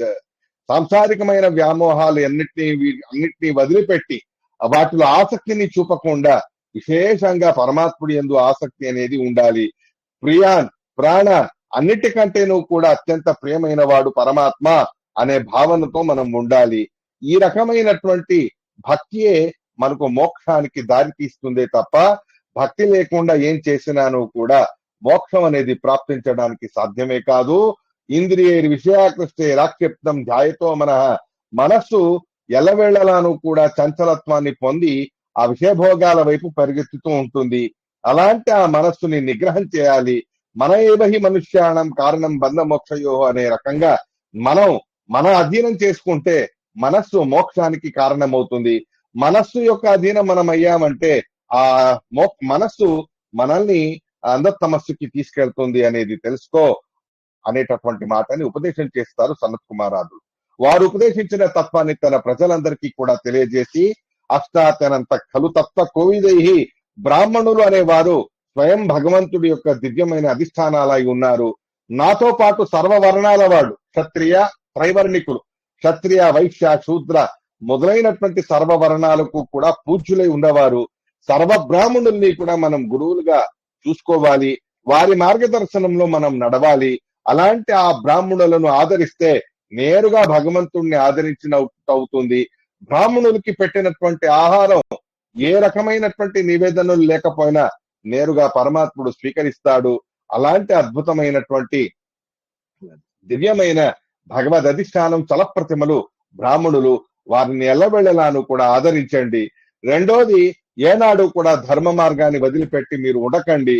మీరు చేసే పాపాలలో 4వ వంతు భాగం నాకు వస్తుంది. మీరు చేసే పుణ్యకర్మలలో నాకు మీద 4వ వంతు భాగం నాకు వస్తుంది. కాబట్టి 4వ వంతు పుణ్యము నాకు రావాలి అని అంటే నేను చూపించిన మార్గంలో నేను చెప్పినటువంటి రీతిలో శాస్త్రాలకి అనుగుణంగా మీరందరూ ధర్మవంతులుగా ఉండాలి అని చెప్పి ఉపదేశం చేస్తాడు పృథు చక్రవర్తి. అదైన తర్వాత 99 విశేషమైనటువంటి అశ్వమేధ యాగాలు చేస్తారు. ఆ 100వ అశ్వమేధ యాగానికి ఇంద్రదేవుడు వచ్చి విఘ్నపరుస్తాడు. అలాంటి ఇంద్రదేవుడి మీద యుద్ధానికి వెళితే స్వయం భగవంతుడే వచ్చి శాంతింపజేయగా ఆ పరమాత్ముడి యొక్క ఆదేశాన్ని పురస్కరించుకొని ఇంద్రుడితో స్నేహభావంతో ఉంటాడు. ఆ క్రమలో అశ్వమేధ గుర్రాన్ని అపహరించిన ఇంద్రదేవుడు విధమైన వేషాలు వేసుకుంటాడు. ఆ వేషాలన్నీ కూడా నానా రకాలుగా దుష్టులైన పాఖండులు వాటిని తమ పద్ధతులుగా ఆచరణలో పెట్టుకుంటారు. ఆ పృథు చక్రవర్తి గారి కుమారుడు పృథుశ్రవ అనేవాడు ప్రతిసారి కూడా ఇంద్రదేవుడు గుర్రాన్ని అపహరించినప్పుడు ప్రతిసారి ఇంద్రదేవుడి ఓడించి ఆ గుర్రాన్ని తీసుకొచ్చేవాడు. అతడికి విజితాశ్వ అనే పేరు కూడా ప్రసిద్ధమైనది. ఆ విజితాశ్వ అనేవారు పృథు చక్రవర్తి తర్వాత తాను రాజ్యాన్ని పరిపాలన చేయగా ఇటువైపు వానప్రస్థానికి వెళ్లినటువంటి పృథు చక్రవర్తి తన విశేషమైన యోగ సామర్థ్యంతో దేహోత్క్రమణని చేసి ఆ దేహోత్క్రమణంతో పాటు నేరుగా వైకుంఠ లోకానికి వెళితే ఆ పృథు చక్రవర్తి యొక్క కళేబరాన్ని వనంలో అనాథగా ఉండేటటువంటి అర్చీదేవి గారు అక్కడే తన శక్తితో తన చేతులతో చితిని పేర్చి తన భర్తని అక్కడ చితిలో పెట్టి తను కూడా సహగమనం అనేది చేస్తారు. అలా భర్తతో పాటు ఊర్ధ్వలోకాలకి వెళ్లి అక్కడ అందరి చేతను కూడా విశేషంగా ఆదరించబడతారు అర్చీదేవి. ఇలా పృథు చక్రవర్తి గారి ఇతిహాసం అనేది సమాప్తం అవ్వగా ఆ పృథు చక్రవర్తి గారి వంశములోనే ప్రాచీన బలిహి అనేవారు పుట్టారు. ఆయన ఎలవేళలాను కూడా సకామ కర్మలే చేసేవారు. ఆయనకి 10 మంది ప్రచేతసులు అనే పిల్లలు ఉన్నారు. వాళ్ళందరికీ కూడా ప్రజాసృష్టి చేయవలసిందిగా ఆదేశించి వాళ్ళని తపస్సు చేయడానికి పంపించి వేస్తారు. దానిలో రుద్రదేవుడే స్వయం ఆ ప్రచేతసులకి దర్శనం ఇచ్చి భగవత్ తత్వాన్ని ఉపదేశం చేసి తపస్సు చేయడానికి ఏ రకంగా చెయ్యాలో అన్న దాన్ని నేర్పించి వాళ్ళకు అనుగ్రహం చేస్తారు. అలా 10,000 సంవత్సరాల దాకా తపస్సు చేస్తారు ప్రాచేతసులు. అలాంటి ఆ క్రమంలో ఇటువైపు ప్రాచీన బర్హి గారు తన పద్ధతి ప్రకారంగా సకామ కర్మలతోని యజ్ఞయాగాలు చేస్తూ ఉండగా నారద మహర్షి గారి వచ్చి అది తప్పు అని చెప్పి పురంజన ఉపాఖ్యానం అనే ఒక ఉపాఖ్యానాన్ని ప్రస్తావించి ఎలా సకల జీవ అభిమాని అయిన పురంజనుడు బుద్ధి అనబడే స్త్రీని వివాహం చేసుకొని ఆవిడ చెప్పు చేతుల్లో ఉంటూ కేవలం ప్రాపంచిక సుఖభోగాలనే భోగిస్తూ చివరికి కాల, మృత్యు, దుర్భర అనబడే శత్రువుల చేతిలో చిక్కుకొని తన సర్వస్వాన్ని కూడా కోల్పోయి ఘోరమైనటువంటి ఆ కష్టాన్ని అనుభవించాడు. తన భార్యనే తలుచుకుంటూ తను మళ్ళీ ఇంకొక మారు స్త్రీగా పుట్టాడు. అలాంటి ఆ స్త్రీగా పుట్టినటువంటి సందర్భంలోనూ కూడా తన భర్తతో పాటు తపస్సు చేస్తూ తన భర్తతో పాటు సహగమనము చేసేటటువంటి ప్రయత్నము ఆ పురంజనుడు చేయగా అతడికి స్నేహితుడిగా వచ్చి ఉన్నటువంటి అవిజ్ఞాత సఖ అనే పరమాత్మ ఈ రెండవ జన్మలోనూ కూడా అతన్ని వదలకుండా తన పూర్వజన్మ వృత్తాంతాలన్నీ కూడా గుర్తు చేసి చెబుతాడు. నేను నీకు ఎన్నిసార్లు చెప్పినా నువ్వు వినలేదు. పూర్వం 9 ద్వారాలు ఉండే నగరానికి వెళ్లి ఇది బాగా నచ్చింది అని చెప్పి అక్కడ ఉండిపోయావు. అలా అలా అలా ఆ 9 ద్వారాలలో అన్ని రకాల సుఖభోగాల్ని నువ్వు చేశావు. చివరికి ఏమైంది? ఏమీ సంపాదించకుండా, ఏ రకమైనటువంటి ఊర్ధ్వలోక సాధనాలు చేసుకోకుండా సాంసారికమైన జీవితంలో పడిపోయావు. ఈ రకంగా ఉంటే ఉద్ధారం ఎప్పుడవుతుంది అని పరమాత్ముడు చెప్పగా తన పూర్వజన్మ సంస్కారాలన్నీ గుర్తు చేసుకొని తన ఆ స్త్రీ రూపాన్ని వదిలిపెట్టి ఆ అవిజ్ఞాత సఖ అయిన పరమాత్ముడితో పాటు తను వెళ్ళిపోతాడు అని అతడి ఇతిహాసాన్ని చెప్పగా తాత్వికంగా దాని అర్థం ఏమిటి అనేది విడమరిచి చెబుతారు ప్రాచీన బర్హి గారికి నారద మహర్షి. 9 ద్వారాల నగరం అంటే మానవ శరీరం, ఇతర జంతువుల శరీరాల్లో ఉండే సుఖ భోగము యొక్క వ్యవస్థ చాలా అధికంగా మానవ శరీరంలో ఉంది. అలాంటి ఆ మానవ శరీరం అనేది పొందినప్పుడు ఆ మానవ శరీరం కేవలం సుఖభోగాల కోసం అని పరిమితిగా పెట్టుకోకూడదు. ఎందుకు అంటే ఏ రకమైన ప్రాపంచిక సుఖాలు కూడా మనకు శాశ్వతంగా ఉండవు. అవన్నీ నశ్వరమైనటువంటివే. ఎలా అయితే ఆ పురంజనుడు పైన ఉండేటటువంటి 7 ద్వారాలు, ఆ 7 ద్వారాలలో కళ్ళు అనబడే ద్వారము నుండి చక్కని దృశ్యాలను చూస్తూ ఉండేవాడు. చెవులు అనబడేటటువంటి ద్వారాలలో చక్కని కీర్తనలు అంటే గ్రామ్య కీర్తనల్ని, పాటల్ని, పిచ్చి పిచ్చి పాటల్ని వింటూ సుఖపడేవాడు. ఘ్రాణేంద్రియం దగ్గర ఉండేటటువంటి రంధ్రాలతో విధమైనటువంటి సుగంధాన్ని అనుభవించాడు. నోరు ఆపణ అనబడే ద్వారం నోరు, ఆ నోటితో ఏవేవి కావాలో అవన్నీ తినేవాడు. కింద ఉండే 2 ద్వారాలతో కేవలం స్త్రీ భోగాలు చేసేవాడు. అలాంటి వాడు ఎన్ని రకాలుగా భోగం చేసినా చివరికి వాడికి తృప్తియే కలగలేదు. కాలం గడిచే కొద్దీ పుణ్యం హరించుకుపోయి అతడి ఆయుష్ అనేది తీరిపోయినట్టే సకల ఇంద్రియాలు కూడా నిస్తేజమైపోతాయి. అలా మానవుడి శరీరం లాగా ఉండే ఆ నగరం ఎలా ధ్వంసమైందో అలాగే మానవ శరీరం అనేది కూడా ధ్వంసం అవుతుంది. అవి ధ్వంసమయ్యే లోపే మనం సాధన మార్గాన్ని ఎంచుకొని శాశ్వతంగా ఈ జనన మరణం అనబడే ఈ సంఖ్యలని విడిపించుకొని వైకుంఠ లోకానికి వెళ్లే ప్రయత్నం చెయ్యాలి. దానికి నిష్కామ కర్మలు తప్ప వేరే గతి లేదు అని నారదుల వారు ఎంతో చక్కగా ఉపదేశం చేయగా ఆ ఉపదేశాలతో పరిణామాన్ని పొందిన మనస్సుని మార్చుకున్న ప్రాచీన బర్హి గారు ఆ తర్వాత నిష్కామ కర్మల్ని చేసి వైకుంఠ లోకానికి తను వెళ్ళడం అనేది జరిగింది.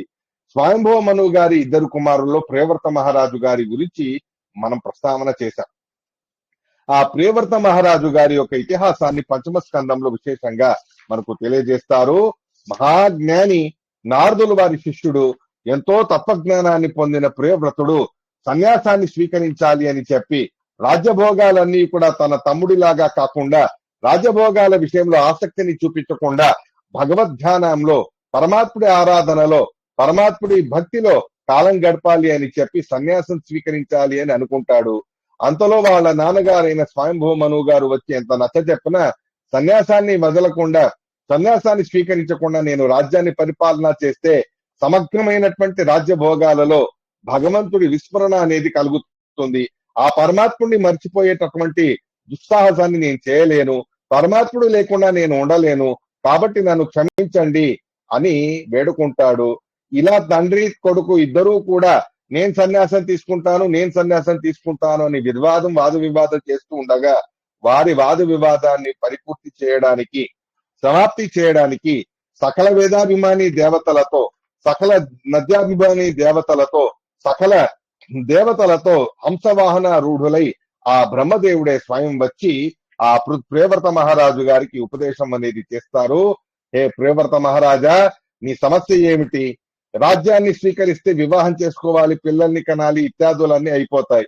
సాంసారికమైన భోగాల్లో మునిగిపోతే పరమాత్ముడిని నువ్వు మర్చిపోతావు అనేదిగా నీ బెంగ. అయితే సంసార భోగాల్లో ఉన్నప్పటికీ కూడా పరమాత్ముని మరవకుండా ఉండే ఉపాయాన్ని నేను నీకు చెప్తాను, ఆ ఉపాయాన్ని ఆశ్రయించుకో, నీకు ఏ రకంగానూ కూడా సమస్య అనేది అవ్వదు. అంత మాత్రమే కాకుండా మనమందరము కూడా ముక్కుతాడు అనబడే ఒక సాధనతో కట్టవేయబడిన ఎద్దుల్లాగా ఉన్నవాళ్ళం. మనకు ముక్కుతాడు అంటే వేదాలు.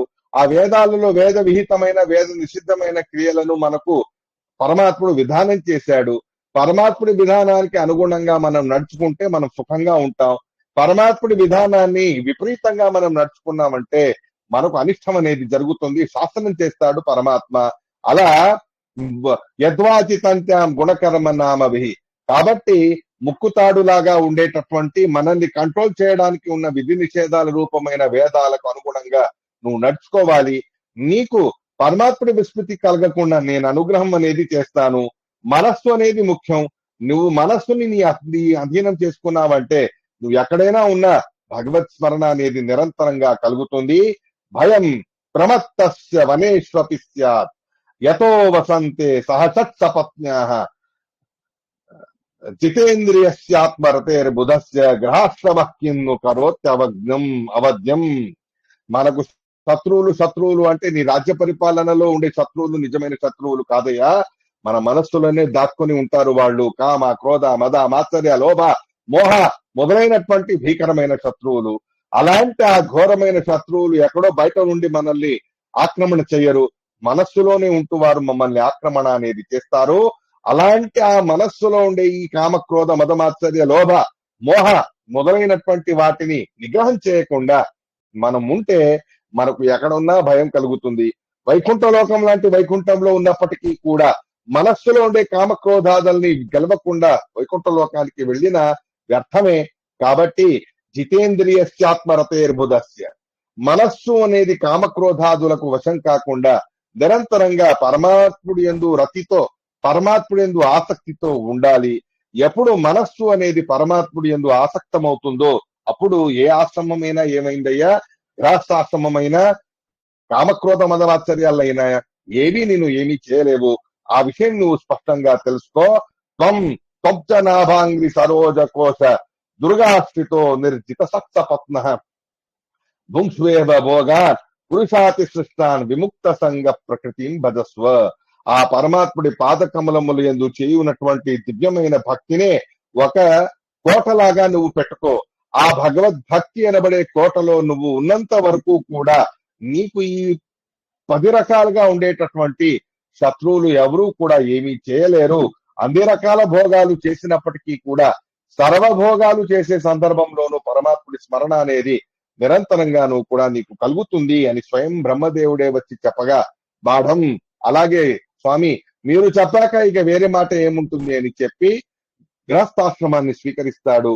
విశ్వకర్మ ప్రజాపతి గారి కూతురైన భరిష్మతిని వివాహం చేసుకుంటారు. ఆవిడ యందు 10 మంది పిల్లలు పుడతారు ప్రియవ్రతుడికి.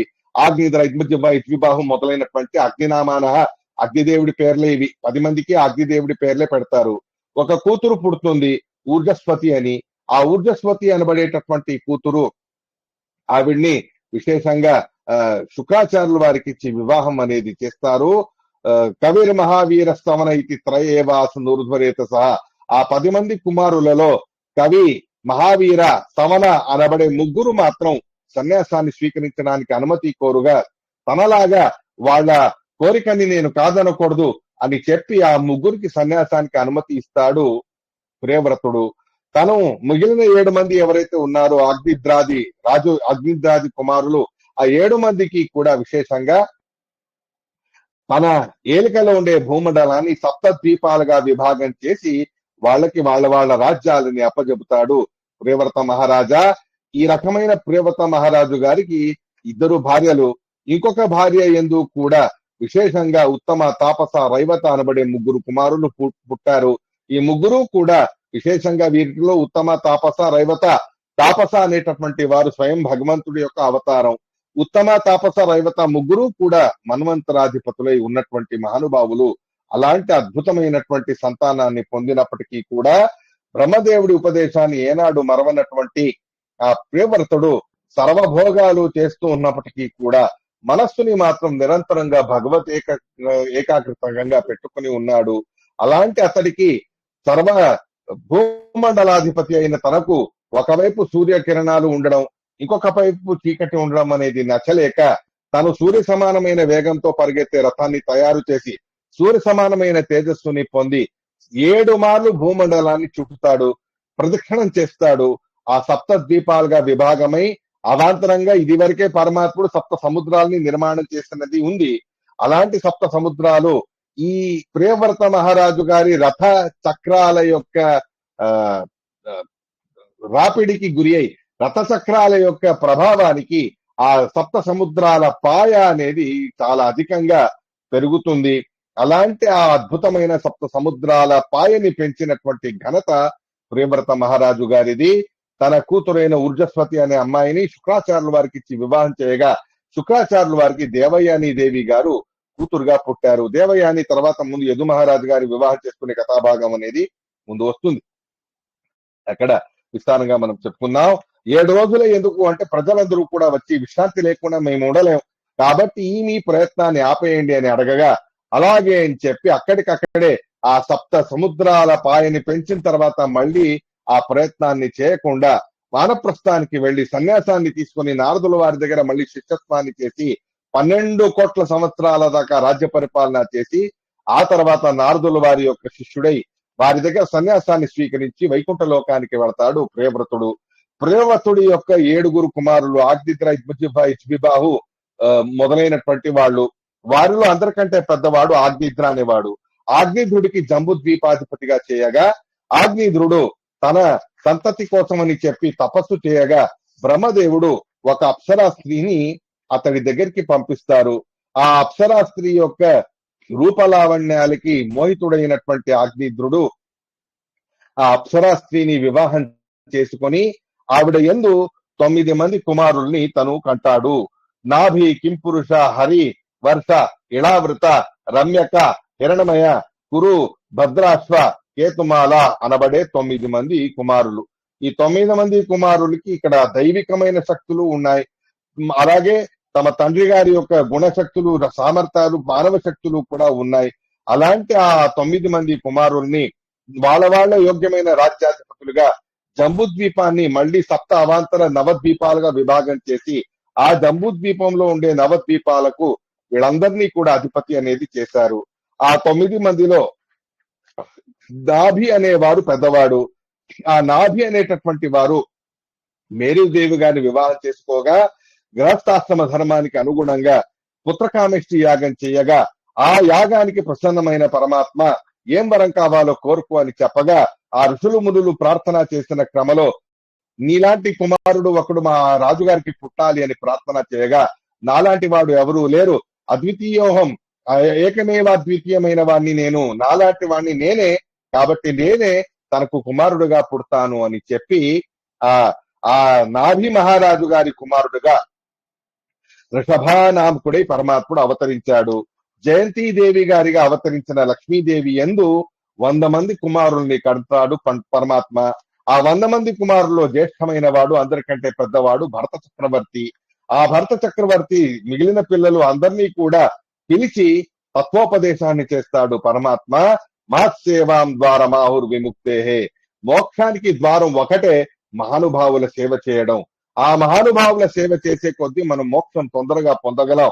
మహానుభావులు ఎవరండి అని అడిగితే సమానంగా సర్వ వస్తువుల్లో, సర్వ జీవరాశుల్లో పరమాత్ముడు నిర్దోషం హి సమం బ్రహ్మ తస్మాత్ బ్రహ్మణితే స్థిత అని గీతలో చెప్పిన ప్రకారంగా విద్యా వినయ సంపన్నే బ్రాహ్మణే గవిహస్తిని శునిచైవ స్వపాకేచ పండిత సమదర్శన అనే క్రమలో సర్వజీవరాశుల్లో సర్వ వస్తువుల్లోనూ కూడా ఉన్న పరమాత్మ ఏక ప్రకారంగా ఉంటారు, నిర్దుష్టుడై గుణపూర్ణుడై ఉంటాడు. అలాంటి ఆ దేవదేవుడైన ఆ పరమాత్ముడి యొక్క దివ్యమైన అధిష్టానాలు మహానుభావులు. వారు నిరంతరంగా ఉండే ఆ పరమాత్ముడిని, సర్వత్ర వ్యాప్తమైన పరమాత్ముడిని విశేషంగా ఉపాసన చేస్తారు. విష్ణునిష్ఠ బుద్ధి అనేది వారికి ఉంటుంది. ఏ రకమైన అసూయాది దోషములు వాళ్ళలో ఉండవు. సజ్జనులుగా ఉంటారు. సర్వజీవరాశుల మీద సౌహార్దాన్ని చూపించేటటువంటి వారే ఉంటారు.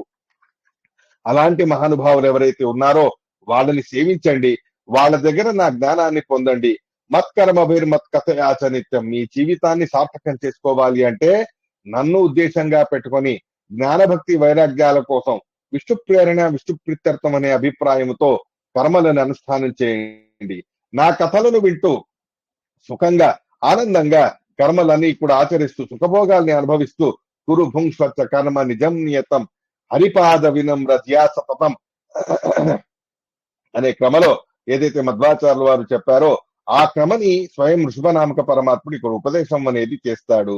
ఈ ఋషభనామక పరమాత్ముడు ఉండగా విశేషంగా అదే సమయంలో స్వయంభవ మన్వంతరాధిపతి అయిన ఇంద్రాధిపతి అయిన వారు యజ్ఞ, వీరిద్దరి మధ్యలోనూ కూడా వైమనస్యం వచ్చినట్టు అశ్వమోహకంగా నాటకం చేస్తారు.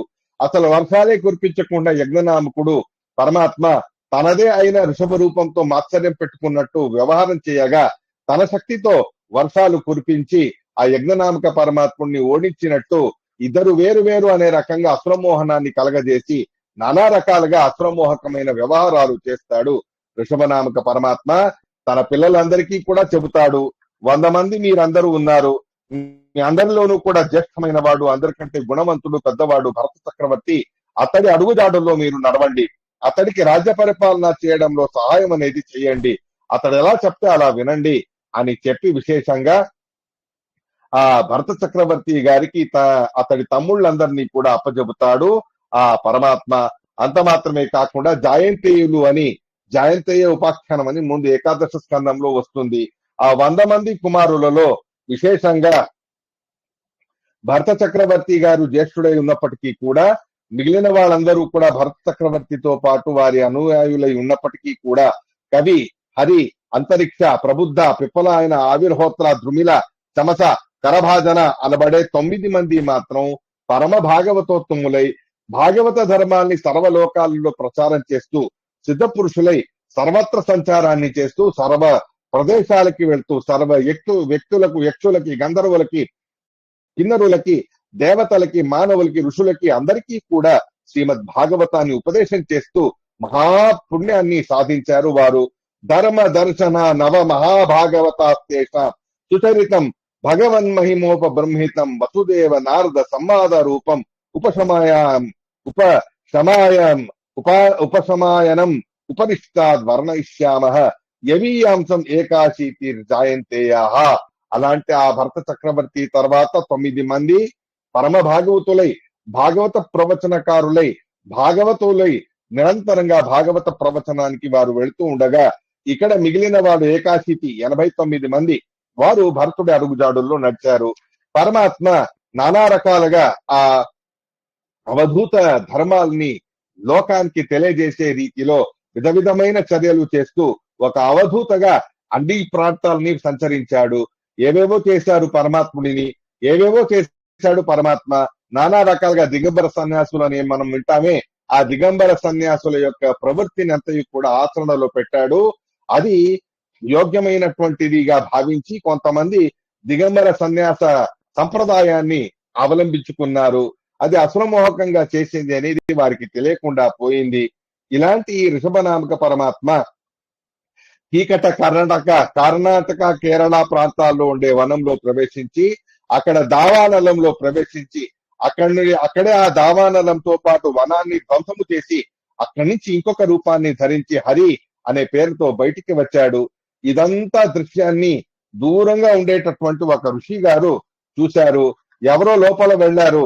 లోపల వెళ్లిన వారు మళ్ళీ బయటికి వచ్చి నేనే ఆ వాసుదేవుణ్ణి, నేనే వాసుదేవుణ్ణి, అహమేవ వాసుదేవ అని చెప్పారు అని ఆ ప్రాంతానికి ఉండే రాజుగారు అర్హన్ అనబడే రాజుగారు, ఆ అర్హన్ అనబడే రాజుగారికి ఈ విషయం తెలియజేయగా అతడు ఇదేదో బాగానే ఉంది కదా అని తన పూర్వజన్మలో పౌండ్రక వాసుదేవుడు ఆ విషయాన్ని గుర్తు చేసుకొని తను ఆయనేంటి వాసుదేవుడు, నేనే వాసుదేవుణ్ణి అని చెప్పి అహమేవ వాసుదేవ అనే ఒక గ్రంథాన్ని, సర్వజీవులు కూడా వాసుదేవుడే, అహం బ్రహ్మాస్మి, జీవుడే సనాతన దైవం అనేటటువంటి గ్రంథాలని వారు రాసి కలియుగంలో దాన్ని అధికంగా ప్రచారం అనేది చేశాడు. ఇలాంటి ఆ అర్హన్ అనే మహారాజు గారు తర్వాత అంధతమస్సులో పడడం అనేది జరిగినది. అలాంటి ఆ అర్హన్ అనబడే రాజుగారి యొక్క దుర్బుద్ధిని బయట పెట్టిన పరమాత్మ అక్కడి నుంచి అక్కడే తాను అదృశ్యుడై వెళ్లిపోవడం అనేది జరిగినది. ఇటువైపు భరత చక్రవర్తి గారు తమ తండ్రి గారైన ఋషభనామక పరమాత్మ తర్వాత విశేషంగా రాజ్య పరిపాలన చేస్తూ తన కుమారులకి తన తమ్ముళ్ళకి విశేషంగా పంచజని అనే అమ్మాయిని వివాహం చేసుకొని అక్కడ విశ్వరూప ద్వితరం ఉపయేమి విశ్వరూప గారి కూతురు సుమతి మొదలైనటువంటి వాళ్ళందరినీ కూడా తన కుమారులుగా పొందాడు. వాళ్ళకి రాజ్యాన్ని అప్పజెప్పి తన తమ్ముళ్లకు రాజ్యాన్ని అప్పజెప్పి తన దక్షతతో అంజనాభ అనే పేరుతో పిలువబడే భారతదేశానికి భారత అనే పేరు వచ్చేట్టు నడుచుకున్నాడు భరతుడు. ప్రజలందరూ అతని పరిపాలనకి ఎంతగా సంతోషించారంటే ఆ అంజనాభ అనబడే దేశమైన మన భారతదేశానికి ఇతడి పేరుతో భారత భారత అనే పేరు పెట్టారు. అప్పటి నుంచి మన భారతదేశానికి భారత అనే పేరు వచ్చింది అనే మాటని ఇక్కడ ప్రస్తావన చేస్తారు. ఆ భరత చక్రవర్తి చివరి సమయంలో గండకీ నదీ తీరంలో ఉంటూ నిరంతరంగా త్రిశమన స్నానం చేస్తూ పరమాత్ముడి ఆరాధనలు నిమగ్నముడై ఉండగా ఒక సందర్భంలో అతడి ప్రారంభ రూపకంగా నిండు గర్భిణి అయిన జింక తను ఒక సింహానికి భయపడి దప్పికతో నీళ్లు తాగాలని వచ్చే ఉండగా ఆ సింహ గర్జనని విని అటువైపు ఒడ్డు నుండి ఇటువైపు దూకడానికి ప్రయత్నం చేసి మధ్యలో తన కుమారుణ్ణి కోల్పోయి తను మరణించి అనాథగా తన పిల్లవాడిని వదిలిపెట్టి వెళ్లిపోతుంది. అలాంటి హిరణ్య కుణపహ ఆ హిరణ్య ఏడకహ ఆ చిన్న జింక పిల్ల అది నేరుగా ఇతని చేతికి వచ్చి చేరుకుంది. ఆ జింక పిల్ల పోషణ చేయడం అనేది భూతదయ అనేటటువంటిది భాగవత ధర్మంగా భావించి జాగ్రత్తగా దాన్ని చూసుకునేవాడు. కానీ క్రమక్రమంగా అదే లోకంగా మారిపోయింది భరతుడికి. చివరికి మరణించే సమయంలోనూ కూడా ఆ జింక పిల్లని తలుచుకుంటూ మరణించగా భరతుడు ఇంకొక మారు రెండవ జన్మలో జింక పిల్లగా పుట్టాడు. ఆ జింక పిల్లగా పుట్టిన వాడికి పూర్వజన్మ సంస్కారాలన్నీ గుర్తు ఉండగా ఈ సందర్భంలో నేను మళ్ళీ జింకలుగా ఉంటూ ఇంకా సంసారంలో పెరుగుతూ ఉండేటటువంటి క్రమలో సంఖ్యలని పెంచుకోకూడదు అని చెప్పి అక్కడ ఉండేటటువంటి ఆ జింకగా పుట్టిన భరతుడు తన గుంపుని వదిలిపెట్టేసి ఇదే గండకీ తీరానికి వచ్చి అక్కడ తపస్సు చేసుకుంటూ ఆ జింక ఆయుష్ ఎంత తనకు ఉండేదో ఆ ఆయుష్ని ముగించేసి ఆ తర్వాత ఒక బ్రాహ్మణ కుమారుడిగా విశేషంగా అంగీరస గోత్రములో విశేషమైనటువంటి మహాజ్ఞాని అయిన ఒక బ్రాహ్మణుడికి కుమారుడిగా పుడతాడు. ఈ ఇద్దరు భార్యలు ఆ బ్రాహ్మణుడికి ఒక భార్య దగ్గర జడభరతుడిగా పుట్టారు. ఇంకొక అమ్మాయి కూడా వారికి చెల్లెలుగా పుట్టింది. ఇంకొక భార్య దగ్గర 9 మంది కుమారులు వారికి ఉండేవారు. వాళ్ళందరూ సకామ కర్మలు చేస్తూ పౌరహిత్యాన్ని చేస్తూ జీవితాన్ని సాగిస్తూ ఉండగా ఈ జడభరతుడు తన పూర్వజన్మ సంస్కృతులన్నీ కూడా గుర్తు పెట్టుకొని జడబుద్ధి ఉన్నవాని వలె నాటకం చేసేవాడు. నానా రకాలుగా అతడు జడబుద్ధిని చూసి దాన్ని దురుపయోగం చేసే క్రమలో విధాలుగా అతన్ని అవమానపరుస్తూ అతడికి నానా రకాలుగా చాకిరీ చేయించి అతడి చేత అతడికి ఏ తిండి కూడా పెట్టకుండా నానా ద్రోహాలు చేస్తారు జడబుద్ధి ఉన్నవాడు అనే భావనతో. కానీ లోపలే భగవంతుడి ధ్యానం చేసే ఆ జడభర్తుడు అదేది పట్టించుకోకుండా ఇదంతా నా ప్రారంధ కర్మకు తగ్గట్టు వచ్చేటటువంటి ప్రారంధం, దీన్ని నేను అనుభవించాల్సిందే, నేను మళ్ళీ సంసారంలో చిక్కుకోకూడదు అని చెప్పి అంతరంగికంగా భగవద్ధ్యానంలో ఉంటూ ఏ కష్టాలు ఉన్నాను కూడా వాటిని లెక్క చేయలేదు జడభర్తుడు. ఒక సందర్భంలో పొలాలను కాయడానికి పంపించగా ఒక శూద్రరాజు గారు తనకు సంతానం కోసం అని చెప్పి ఆ కాళికాదేవికి బలి ఇవ్వాలి అని ఎవరినో పట్టుకుంటే వాడు పారిపోయాడు.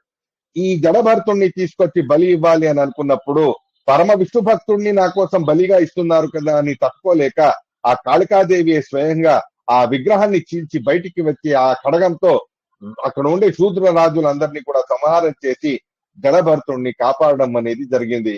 ఆయన మనస్సులోనే ఆ జగన్మాతకి నమస్కారం చేసి తన దారిలో తను వెళ్లిపోయాడు. ఇలా ఉండగా ఒక సందర్భంలో రఘుగణ మహారాజు గారు కపిలనామక పరమాత్ముడి దగ్గర ఉపదేశం పొందడానికి వెళుతూ ఉండగా పల్లకిని మోసేవాడిలో ఒకడికి ఇబ్బంది కలిగింది. ఎవడైనా ఉంటే వెతకండి అని చెప్పగా జడభరతుడు దొరికాడు. అతన్ని పల్లకిని మోయవలసిందిగా చెప్పగా అలాగే అని పల్లకిని మోస్తూ మధ్యలో చిన్న చీమ ఈగ లాంటివి ఏవైనా ఉంటే ఉదుటుగా దూకేవాడు, నేరుగా నడిచేవాడు కాదు, వంకర టింకరగా నడిచేవాడు. తను వంకర టింకరగా నడవగా లోపల ఉండే రఘుగణ మహారాజు గారికి చాలా ఇబ్బంది అయింది. హేళన చేస్తూ వెటకారాలు పలుకుతూ చాలా శ్రమపడి ఉన్నావు పాపం, బక్కచిక్కి ఉన్నావు నువ్వు, ఇప్పుడిప్పుడే వచ్చి ఎప్పటి నుంచో మోసుకుంటూ ఉన్నావు, వీళ్ళందరూ ఏం మోయట్లేదు, ఇలా ఏవేవో వెటకారాలన్నీ పలుకుతాడు రఘుగణ మహారాజా. అతడు పలికిన వెటకార మాటలలో కొన్నిటిని మాత్రమే దృష్టిలో పెట్టుకొని వాటికి సమాధానం చెబుతాడు జడభరతుడు. నువ్వేమంటున్నావు అనే వెటకారంగా పలుకుతున్నావు అనేది నాకు తెలుసు. నువ్వు అసలు ఎప్పటి నుంచో మోస్తున్నావని అన్నావు. వెటకారం అంటే ఇప్పుడిప్పుడే వచ్చి మోస్తున్నావు, అప్పుడే సరిగా మోయడానికి చేత కాదా అని అన్నావు. నిజమైన అర్థంలో నువ్వు మోయట్లేదు అని అభిప్రాయం. నిజమైన అర్థంలో నువ్వు మోయట్లేదు అని అంటే నిజమే, నేను మోయట్లేదు, నేను శాసనం చేస్తాను అని అన్నావు. శాసనం చేయడం అంటే ఏమిటి? పిండిని పిండి చేసినట్టు అవుతుంది అని అంటాడు జడభరతుడు.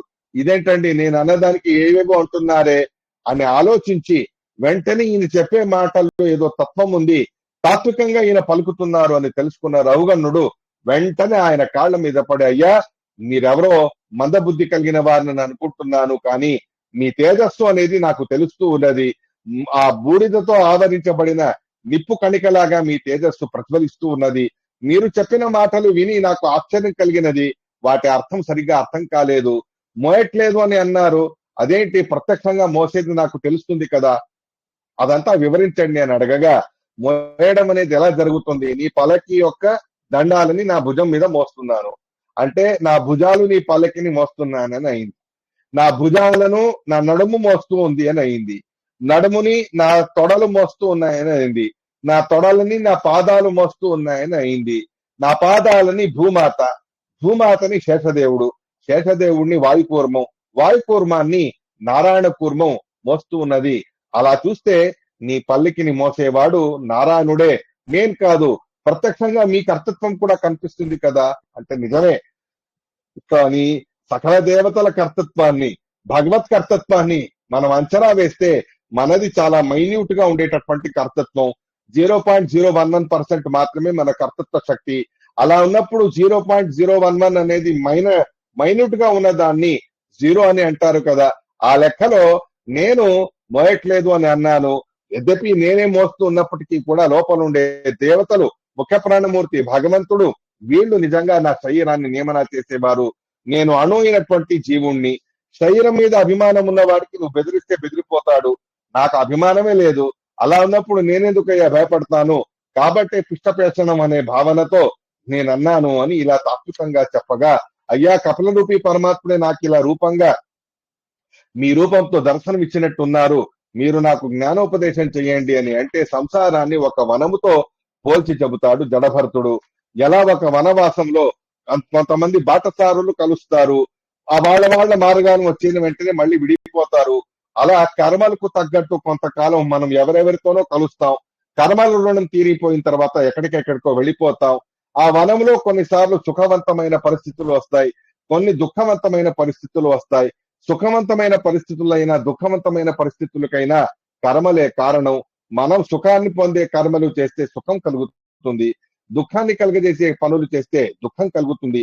నాసతో విద్యతే భావో నా భావో విద్యతే సతః ఇత్యాదిగా తెలుసుకొని ఉండాలి. నానా రకాలుగా ఆ వనంలో మనకు విచిత్రమైన కోతులు కనిపిస్తాయి. ఆ విచిత్రమైన కోతులు తమ పిచ్చి పిచ్చి చేష్టలతో, కోతి చేష్టలతో మనల్ని ఆకర్షిస్తూ ఉంటాయి.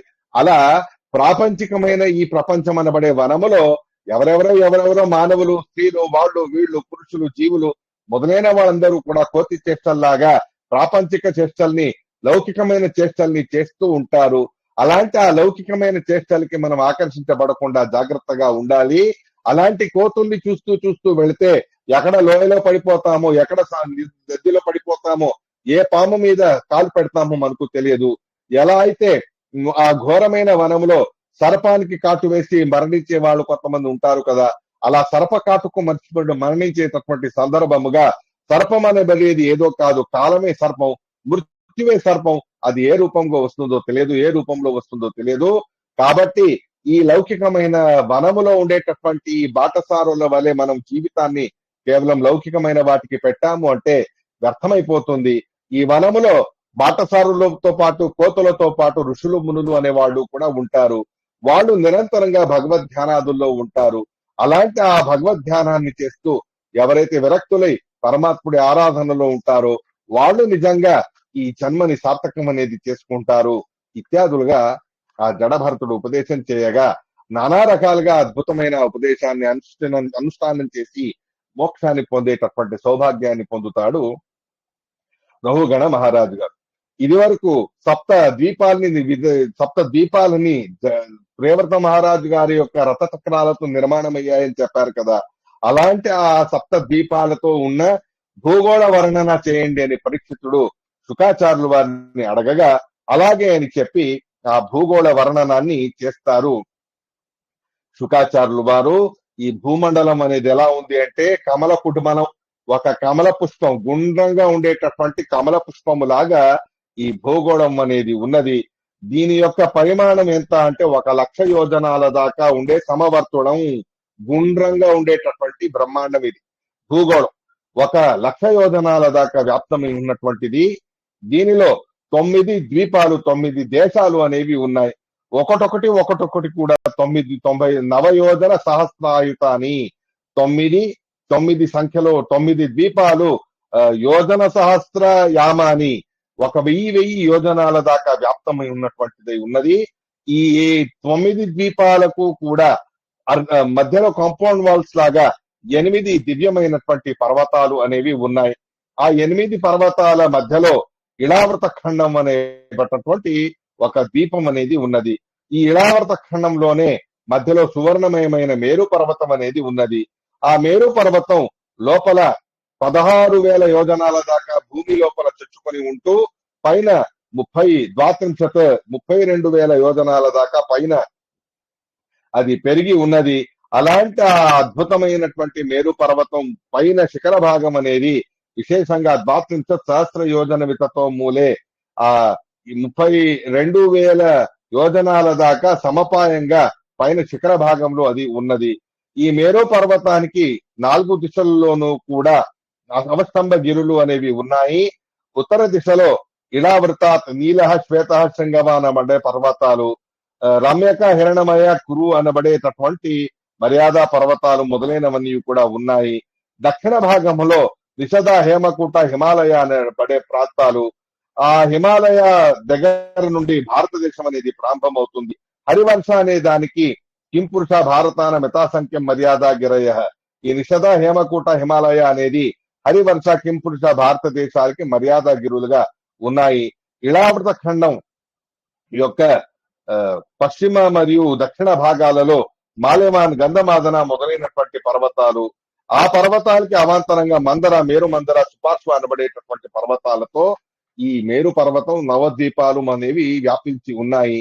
ఈ చతుర్వేషు, చూత జంబుక, ఈ 4 రకాలుగా ఉండేటటువంటి ఈ దిశలలో మందర, మేరు మందర, సుపార్శ్వ, కుమద అనబడేటటువంటి 10,000 యోజనాల దాకా విస్తారమై ఉన్న మహా పర్వతాలు, అవస్తంభ గిరులు. ఆ 4 పర్వతాల మీద 4 దివ్యమైన వృక్షాలు ఉన్నాయి. చూత, జంబు, కదంబ, నెగ్రోద అనబడేటటువంటివి. జంబు వృక్షం అంటే నేరేడు పండు వృక్షం.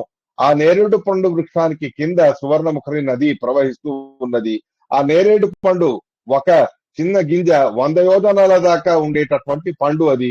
అలాంటి ఆ పండు భారంతో కింద పడగా దాని రసాయనం అక్కడ ఉండేటటువంటి మట్టి, ఇసుక, నీళ్లు, కిరణాలు అన్ని కలిసి అది జాంబూనద అనబడే బంగారంగా మార్పు చెందుతుంది. ఆ జాంబూనద బంగారాన్ని దేవతలందరూ కూడా వాళ్ళు వాడుకుంటారు. అలాంటి ఆ చతుర వృక్షాలతో యుక్తమై ఉన్నటువంటి ఈ ప్రదేశాలలో వాటి రసాల నుండి 4 సరోవరాలు, పాలు, పెరుగు, చెరుకు రసం మొదలైనటువంటి సరోవరాలు అనేవి ఉన్నాయి. చత్వారి, నందనం, చైత్రత్వం, వైభ్రాజం, సర్వతోభద్రం అనబడే వనాలు అక్కడ ఉన్నాయి. మందరోత్సంగ, ఏకాదశ శతోత్సంగ, దేవచూత శిరసో, ఆ మందర పర్వతం మీద ఉండేటటువంటి ఏకాదశ యోజన విస్తారమైనటువంటి చూత వృక్షం మొదలైనటువంటి వృక్షాల నుండి ఒక్కొక్క నది ఆ రసాలతో అరుణోద అని మందరగిరి నుండి ఉండే రసాలతో ప్రవహిస్తూ అది వస్తూ ఉంటుంది.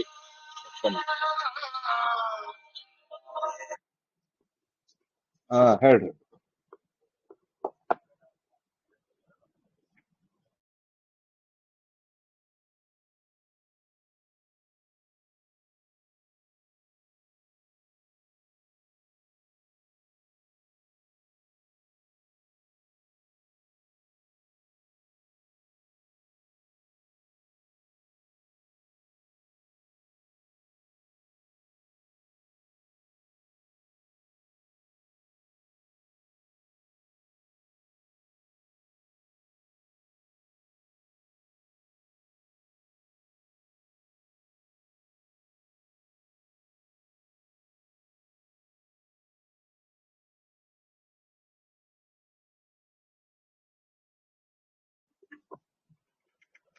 ఈ రకంగా ఆ భూమండల నిర్మాణం అనేది పరమాత్ముడు చేసి ఉన్నాడు. మేరు పర్వతం మీద అష్ట దిశల్లోనూ అష్ట దిక్పాలకుల గ్రహాలతో పాటు మధ్యలో ఆ శతకోటి అనబడే బ్రహ్మదేవుడి గ్రహం అనేది కూడా ఉన్నది.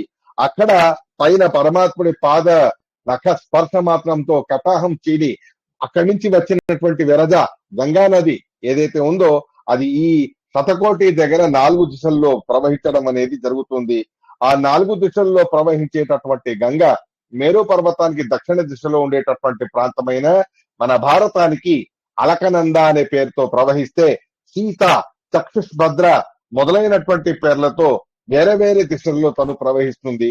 అలకనంద సముద్రంలో చేరితే అటువైపు సప్త నవద్వీపాల మధ్యలో ఉండేటటువంటి జంబూ ద్వీపంలో సప్త ద్వీపాలు ఉన్నాయి. సప్త ద్వీపాల మధ్యలో సప్త సముద్రాలు. ఆ సప్త సముద్రాల్లో మధ్యలో మొట్టమొదలుగా ఉండేటటువంటిది ఉప్పు నీటి సముద్రం. ఆ ఉప్పు నీటి సముద్రం తర్వాత అవతల వైపు ఉండేటటువంటి విధమైన సముద్రాల్లో దదిమండోద అని, ఇక్షురసం అని, సురోద అని ఇలాంటి ఆ మధ్యనే నీళ్లుగా ఉండే సముద్రం, మీగడ పెరుగు ఉండేటటువంటి ఒక సముద్రం, క్షీర సముద్రం. ఆ క్షీర సముద్రంలో పరమాత్ముడు తను ఉంటాడు. ఇలాంటి ఈ దివ్యమైనటువంటి ఈ 4 దిశల్లో ప్రవహించేటటువంటి గంగా నదితో పాటు ఈ నానా విధాలుగా ఉండే గంధమాదన పర్వతం, సప్త ద్వీపాలు మొదలైనటువంటి వాటిలో కింపురుష ఖండం ఇత్యాదుల్లో భగవంతుడు వరాహాది రూపాలని ధరించి, నరసింహాది రూపాలని ధరించి, ప్రహ్లాద, కుబేర మొదలైనటువంటి దేవతలతో పూజింపబడతాడు. ఇలా నానా రకాలుగా సప్త ద్వీపాలలో సప్త రూపాలతో యుక్తమై ఉన్న ఆ పరమాత్మ సప్త రకాలుగా ఉండే జీవులతో పూజించబడేటటువంటి వారే ఉన్నారు. ఇలా ఈ భూమండలానికి పైన సుమారుగా 50,000 యోజనాల అవతల నక్షత్ర మండలం. ఆ నక్షత్ర మండలాల్లో అన్ని వైపులా సప్త నక్షత్రాలు, సప్త ఋషుల మండలం అనే మండలానికి ముందు మధ్యలో ధ్రువ మండలం అనేది ఉన్నది. ఆ ధ్రువ మండలం నుండి విధమైనటువంటి నానా రకాలుగా ఉండే నక్షత్ర మండలాలని సింసుమార రూపీ పరమాత్ముడు తను తన వీపు మీద ధరించి ఉన్నాడు. అటువంటి ఆ అద్భుతమైన నక్షత్ర మండలంలో ఉండే సింసుమార స్మరణ మాత్రంతోనే ప్రాతకాలీనమైన పాపాలు, సాయంకాలీనమైన పాపాలు మొదలైనవన్నీ కూడా నశించిపోతాయి.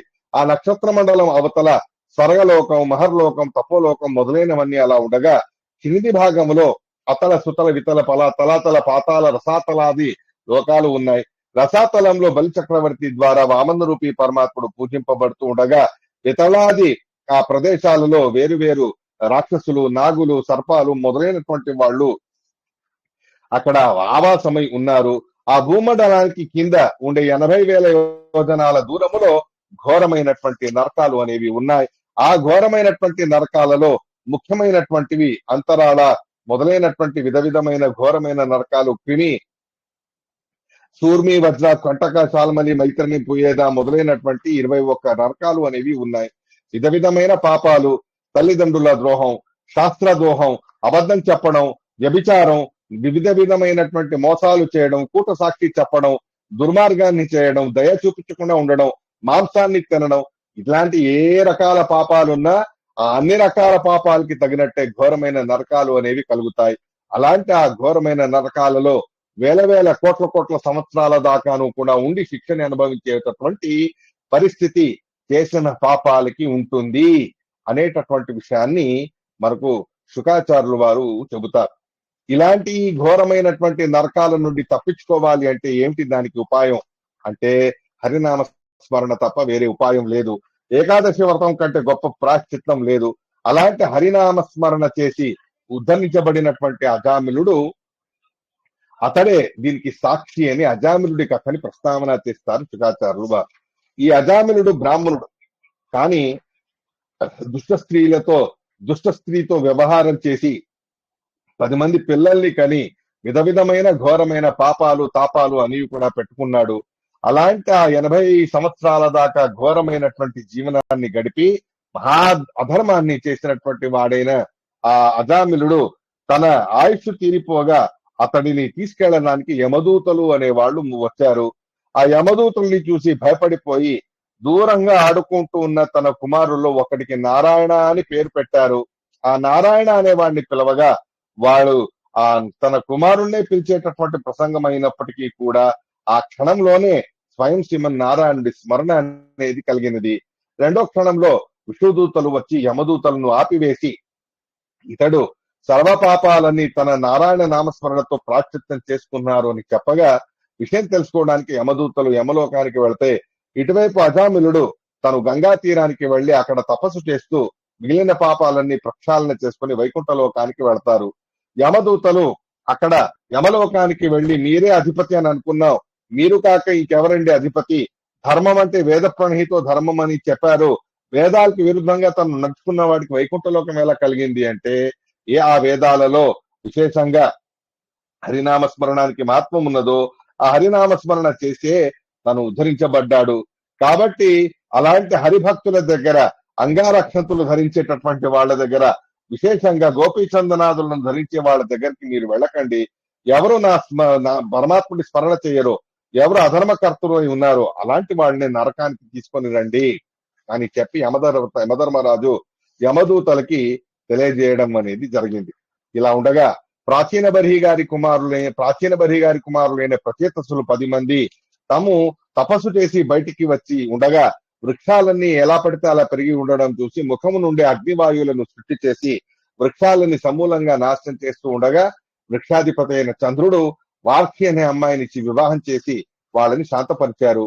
అక్కడ దక్ష ప్రజాపతి గారు పుట్టగా వారికి విశేషంగా ఆ దక్ష ప్రజాపతి గారు ఆ 10,000 మంది కుమారుల్ని తను కనడం అనేది జరిగింది. హరేష సబలాశ్వ అని.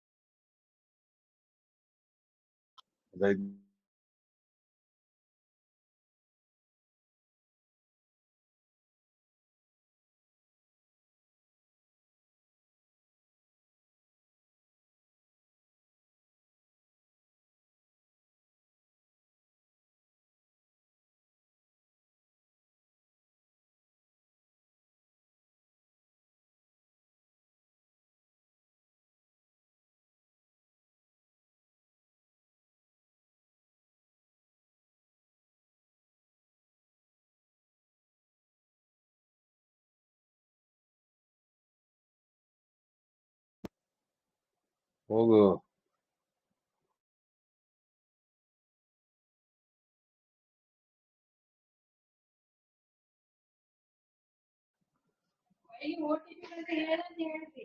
ఆ ప్రత్యక్షుల ద్వారా పుట్టిన దక్ష ప్రజాపతి గారు హరియశ్వ శబలాశ్వ అనే 5,000 మంది పిల్లల్ని కంటే వాళ్ళకి విచిత్రమైన శైలిలో తత్వజ్ఞానాన్ని ఉపదేశం చేసి విరక్తులుగా చేసి సన్యాసాన్ని ఇప్పిస్తారు నారద మహర్షి.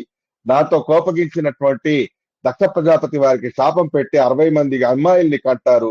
ఆ 60 మంది అమ్మాయిలలో 27 మంది నక్షత్రాల్ని చంద్రుడికిచ్చి 13 మందిని కశ్య ప్రజాపతి గారికి ఇవ్వగా ఆ కశ్య ప్రజాపతి గారి ద్వారా దైత్యులు, దానవులు, వైనతేయ వినతాదేవి గారి ద్వారా పక్షులు, నానా రకాలుగా గంధర్వులు, విధమైన సురభి అనే ఆవిడతో గో జాతి, ఇలా సమగ్రమైన జగత్తులో ఉండే సర్వ ప్రాణుల యొక్క ఉత్పత్తి అనేది కశ్యప ప్రజాపతి గారి ద్వారా కలగడం అనేది జరిగింది. ఇలా ఉండగా అదితిదేవి గారి కుమారులైనటువంటి ఇంద్రాది దేవతలు వారు దిగ్విజయ వైభవంలో ఉండగా తమ గురువు గారైన బృహస్పత్యాచార్యుల వారికి అవమానం చేస్తాడు ఇంద్రదేవుడు. ఆయన తిరోధానం అయిపోయి అంతర్ధానం అవ్వగా గురువులు లేని ఇంద్రాదుల్ని ఓడించడం సులభం అని ఆ రాక్షసులు దైత్యులందరూ కూడా ఆక్రమణ చేయడానికి సిద్ధమవ్వగా ప్రస్తుతానికి మనకు తాత్కాలికంగా ఎవరినైనా ఒక గురువు గారిగా తీసుకోవాలి కదా అని ఆ విశ్వవస్ అనేటటువంటి ఆ దదీచి ఋషి గారి దగ్గరికి వెళ్లి విశేషంగా ఆయన ఎముకలతో వజ్రాయుధాలు మొదలైనటువంటి ఆయుధాలన్నీ కూడా నిర్మాణం చేసి విశేషమైన భగవంతుడి యొక్క మార్గదర్శనాన్ని పొంది విశ్వరూపాచార్యులు వారి దగ్గర వెళ్లి వారెదపి వరుసలో ఇంద్రాది దేవతలకి కుమారుడు అవుతారు. అలాంటి విశ్వరూపాచార్యులు వారికి విశేషంగా తమ గురువులుగా బాధ్యతలు అప్పచెప్పగా నారాయణవర్మని ఉపదేశం చేస్తారు విశ్వరూపాచార్య. ఆ నారాయణవర్మ ప్రభావముతో వృత్రాసురాదులందరినీ కూడా ఓడించి వేసి చివరికి వృత్రాసురుని సంహారం చేస్తాడు ఇంద్రదేవుడు. ఇలా ఉండగా విశ్వరూపాచార్యులు వారు దొంగచాటుగా తన సామర్థ్యంతో యజ్ఞ భాగాలలో దైత్యులకి కూడా యజ్ఞ భాగం ఇవ్వడం చూసి కోపగించిన ఇంద్రదేవుడు విశ్వరూపాచార్యుల వారి శిరస్సును ఖండించి వేసిగా వాస్త అనే వారి తండ్రి గారికి కోపము కలిగి వృత్రాసురుడి యొక్క జననానికి కారణమై ఇంద్రదేవుడి మీద ఉసిగొల్పగా ఘోరమైన సంగ్రామాన్ని ఆపివేసి సంధి కుదిర్చి ఆ వృత్రాసురుడి యొక్క మరణ రహస్యాన్ని తర్వాత తెలుసుకొని ఇంకొక మారు యుద్ధం చేసి ఆ పరమాత్ముడి యొక్క ప్రేరణతో నురుగులో ఉండే పరమాత్ముడిని నిమిత్తం చేసి వజ్రాయుధంతో వృత్రాసురుడిని సంహారం చేసే ప్రయత్నంలో ఎన్నోసార్లు ఓడిపోయే ప్రసంగం వచ్చినప్పటికీ కూడా వృత్రాసురుడు భగవత్ తత్వాన్ని మరవకుండా భగవత్ చింతన చేస్తున్న యుద్ధం చేయడం అనేది చేసి స్వయం ఇంద్రదేవుడికి భగవత్ తత్వాన్ని ఉపదేశం చేస్తాడు ఘోరమైన సంగ్రామంలో. చివరికి ఇంద్రదేవుడి చేతిలో మరణించాడు.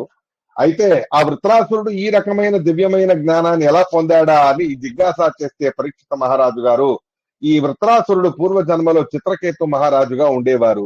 1,000,000 మంది భార్యల దగ్గర కూడా సంతానం కలగకపోగా విశేషంగా వారిని ఉద్ధరించడానికి వచ్చినటువంటి నారద మహర్షి గారిని వేడుకొని అంగిరస ఋషి గారిని వేడుకొని ఒక కుమారుణ్ణి వరప్రసాదంగా పొందుతారు. పట్టిమైచి పెద్దరాణి గారికి పిల్లవాడు పుట్టగా మిగిలిన ఆడవాళ్లు వాత్సల్యంతో ఆ పిల్లవాడిని విషం పెట్టి సంహారం చేసేశారు. అది చూసి బాధపడిన చిత్రకేతు ఘోరమైన ఆక్రందనలు చేస్తూ దుఃఖపడుతూ ఉండగా ఆ దుఃఖాన్ని చూసి సమరం చేయడానికి మళ్ళీ నారద అంగిరస ఋషి గారు అక్కడికి వచ్చి అతనికి వైరాగ్యం కలగజేసే రీతిలో మరణించిన జీవుణ్ణి తిరిగి శరీరంలో ఆవాహన చేసి మీ తల్లిదండ్రుల దగ్గరికి వెళ్ళు అని చెప్పగా ఏ జన్మకి ఏ తల్లిదండ్రులు ఎవరికి సంబంధం, ఈ జన్మలో వీళ్ళు బాధపడ్డారు కదా అని చెప్పి నేను ఇక్కడికి వెళ్తే పూర్వజన్మలోనూ నా గురించి బాధపడిన వారు ఉన్నారు. ఈ రకమైన సంసార చక్రంలో ఎక్కడెక్కడో పుడతాను, ఎవరెవరికో పుడతాను, ఇది వద్దు అని చెప్పి నేను ఆయుష్ని అల్పం చేసుకొని భగవంతుడి పరంగా చింతన చేస్తూ ఉద్ధరించబడాలి అని ప్రయత్నం చేస్తే దానికి విరుద్ధంగా మీరు మళ్ళీ సంసారంలో చిక్కుకోని అంటున్నారు కదా, ఇది నాకు నచ్చలేదు అని చెప్పగా ఆ పిల్లవాడి మాటలకి వైరాగ్యాన్ని పొందిన చిత్రకేతు అంగిరస ఋషి గారు నారద మహర్షి చెప్పిన శేష మంత్రాంతర్గత సంకర్షణ మంత్రాన్ని ఉపదేశం పొంది 7 దినాలు ఉపాసన చేసి విద్యాధర పదవిని పొంది ఆ విద్యాధర పదవి మదములో వెళుతూ ఉండగా కైలాసములో భాగవతాన్ని ప్రస్తావన చేస్తూ రుద్రదేవుడి ఒడిలో పార్వతీదేవి గారి కూర్చొని ఉండే దృశ్యాన్ని చూసి పగలబడి నవ్వుతాడు, అవమానం చేస్తాడు. అది చూసి సహించని పార్వతీదేవి వాడికి రాక్షసుడిగా పుట్టవలసిందిగా శాపం పెట్టగా అలా చిత్రకేతువే వృత్రాసురుడిగా పుట్టాడు, అందుకే విష్ణు భక్తి వాడిలో అంతగా నిండుగా ఉంది అని చెప్పి శుకాచార్యులు వారు వృత్రాసురుడి యొక్క వృత్తాంతాన్ని చెప్పగా చివరికి పుంసమన వ్రతం అనబడే విషయాన్ని కశ్యప ప్రజాపతి గారి ద్వారా తన ఉపదేశాన్ని పొందినటువంటి దితీదేవి గారు దివ్యమైనటువంటి ఆ వ్రత యొక్క మహిమతో ఇంద్ర సంహారకుడైనటువంటి కుమారుణ్ణి పొందాలి అని ఎంతో ఘోరమైనటువంటి దీక్షతో వ్రతాన్ని ఆచరిస్తారు. అలాంటి ఆ విషయం తెలుసుకున్న ఇంద్రదేవుడు అతడి శుశ్రూష చేస్తూ అవకాశం కోసం అవకాశం కోసం వేచి ఉండగా ఆ గర్భిణి అయిన ఆవిడ నీరసంగా ఆయాసముతో ఎంగిలి చేతులతోనే పడుకొని ఉండడం చూసి ఆవిడ గర్భంలో ప్రవేశించి ఆ నిండు గర్భంగా ఉన్న శిశువుని 7 ముక్కలు చేస్తాడు. అవి చావకుండా అడవడం మొదలు పెట్టాయి. 7 ముక్కల్ని మళ్ళీ 7 చేశాడు. 49 ముక్కలుగా మారాయి ఒక శిశువు. అది చూసి దితిదేవి ఏంటిది అని అనగా వీళ్ళని సంహరించాలని నేను ప్రయత్నం చేశాను, కానీ నీది వ్రత ప్రభావంతో వీళ్ళని ఏం చేయలేకపోయాను. నీ కుమారులైన ఈ మరుద్దేవతల్ని నాతో పాటు స్వర్గలోకానికి తీసుకెళ్తానని చెప్పి ఆ మరుద్దేవతల్ని స్వర్గలోకానికి తీసుకెళ్తాడు ఇంద్రదేవుడు. ఇలాంటి ఆ పుంసమున వ్రతం యొక్క ప్రభావాన్ని విశేషంగా ప్రస్తావన చేస్తారు శుకాచార్యుల వారు ఈ సందర్భంలో. ఇలా ఉండగా సప్తమ స్కంద భాగవతంలో నరసింహావతార ఘట్టం అనేది ప్రారంభమవుతుంది. ఆ విషయాన్ని మనం రేపటి రోజు తెలుసుకుందాం. ఇవాటికి శ్రీకృష్ణ అర్పణమస్తు.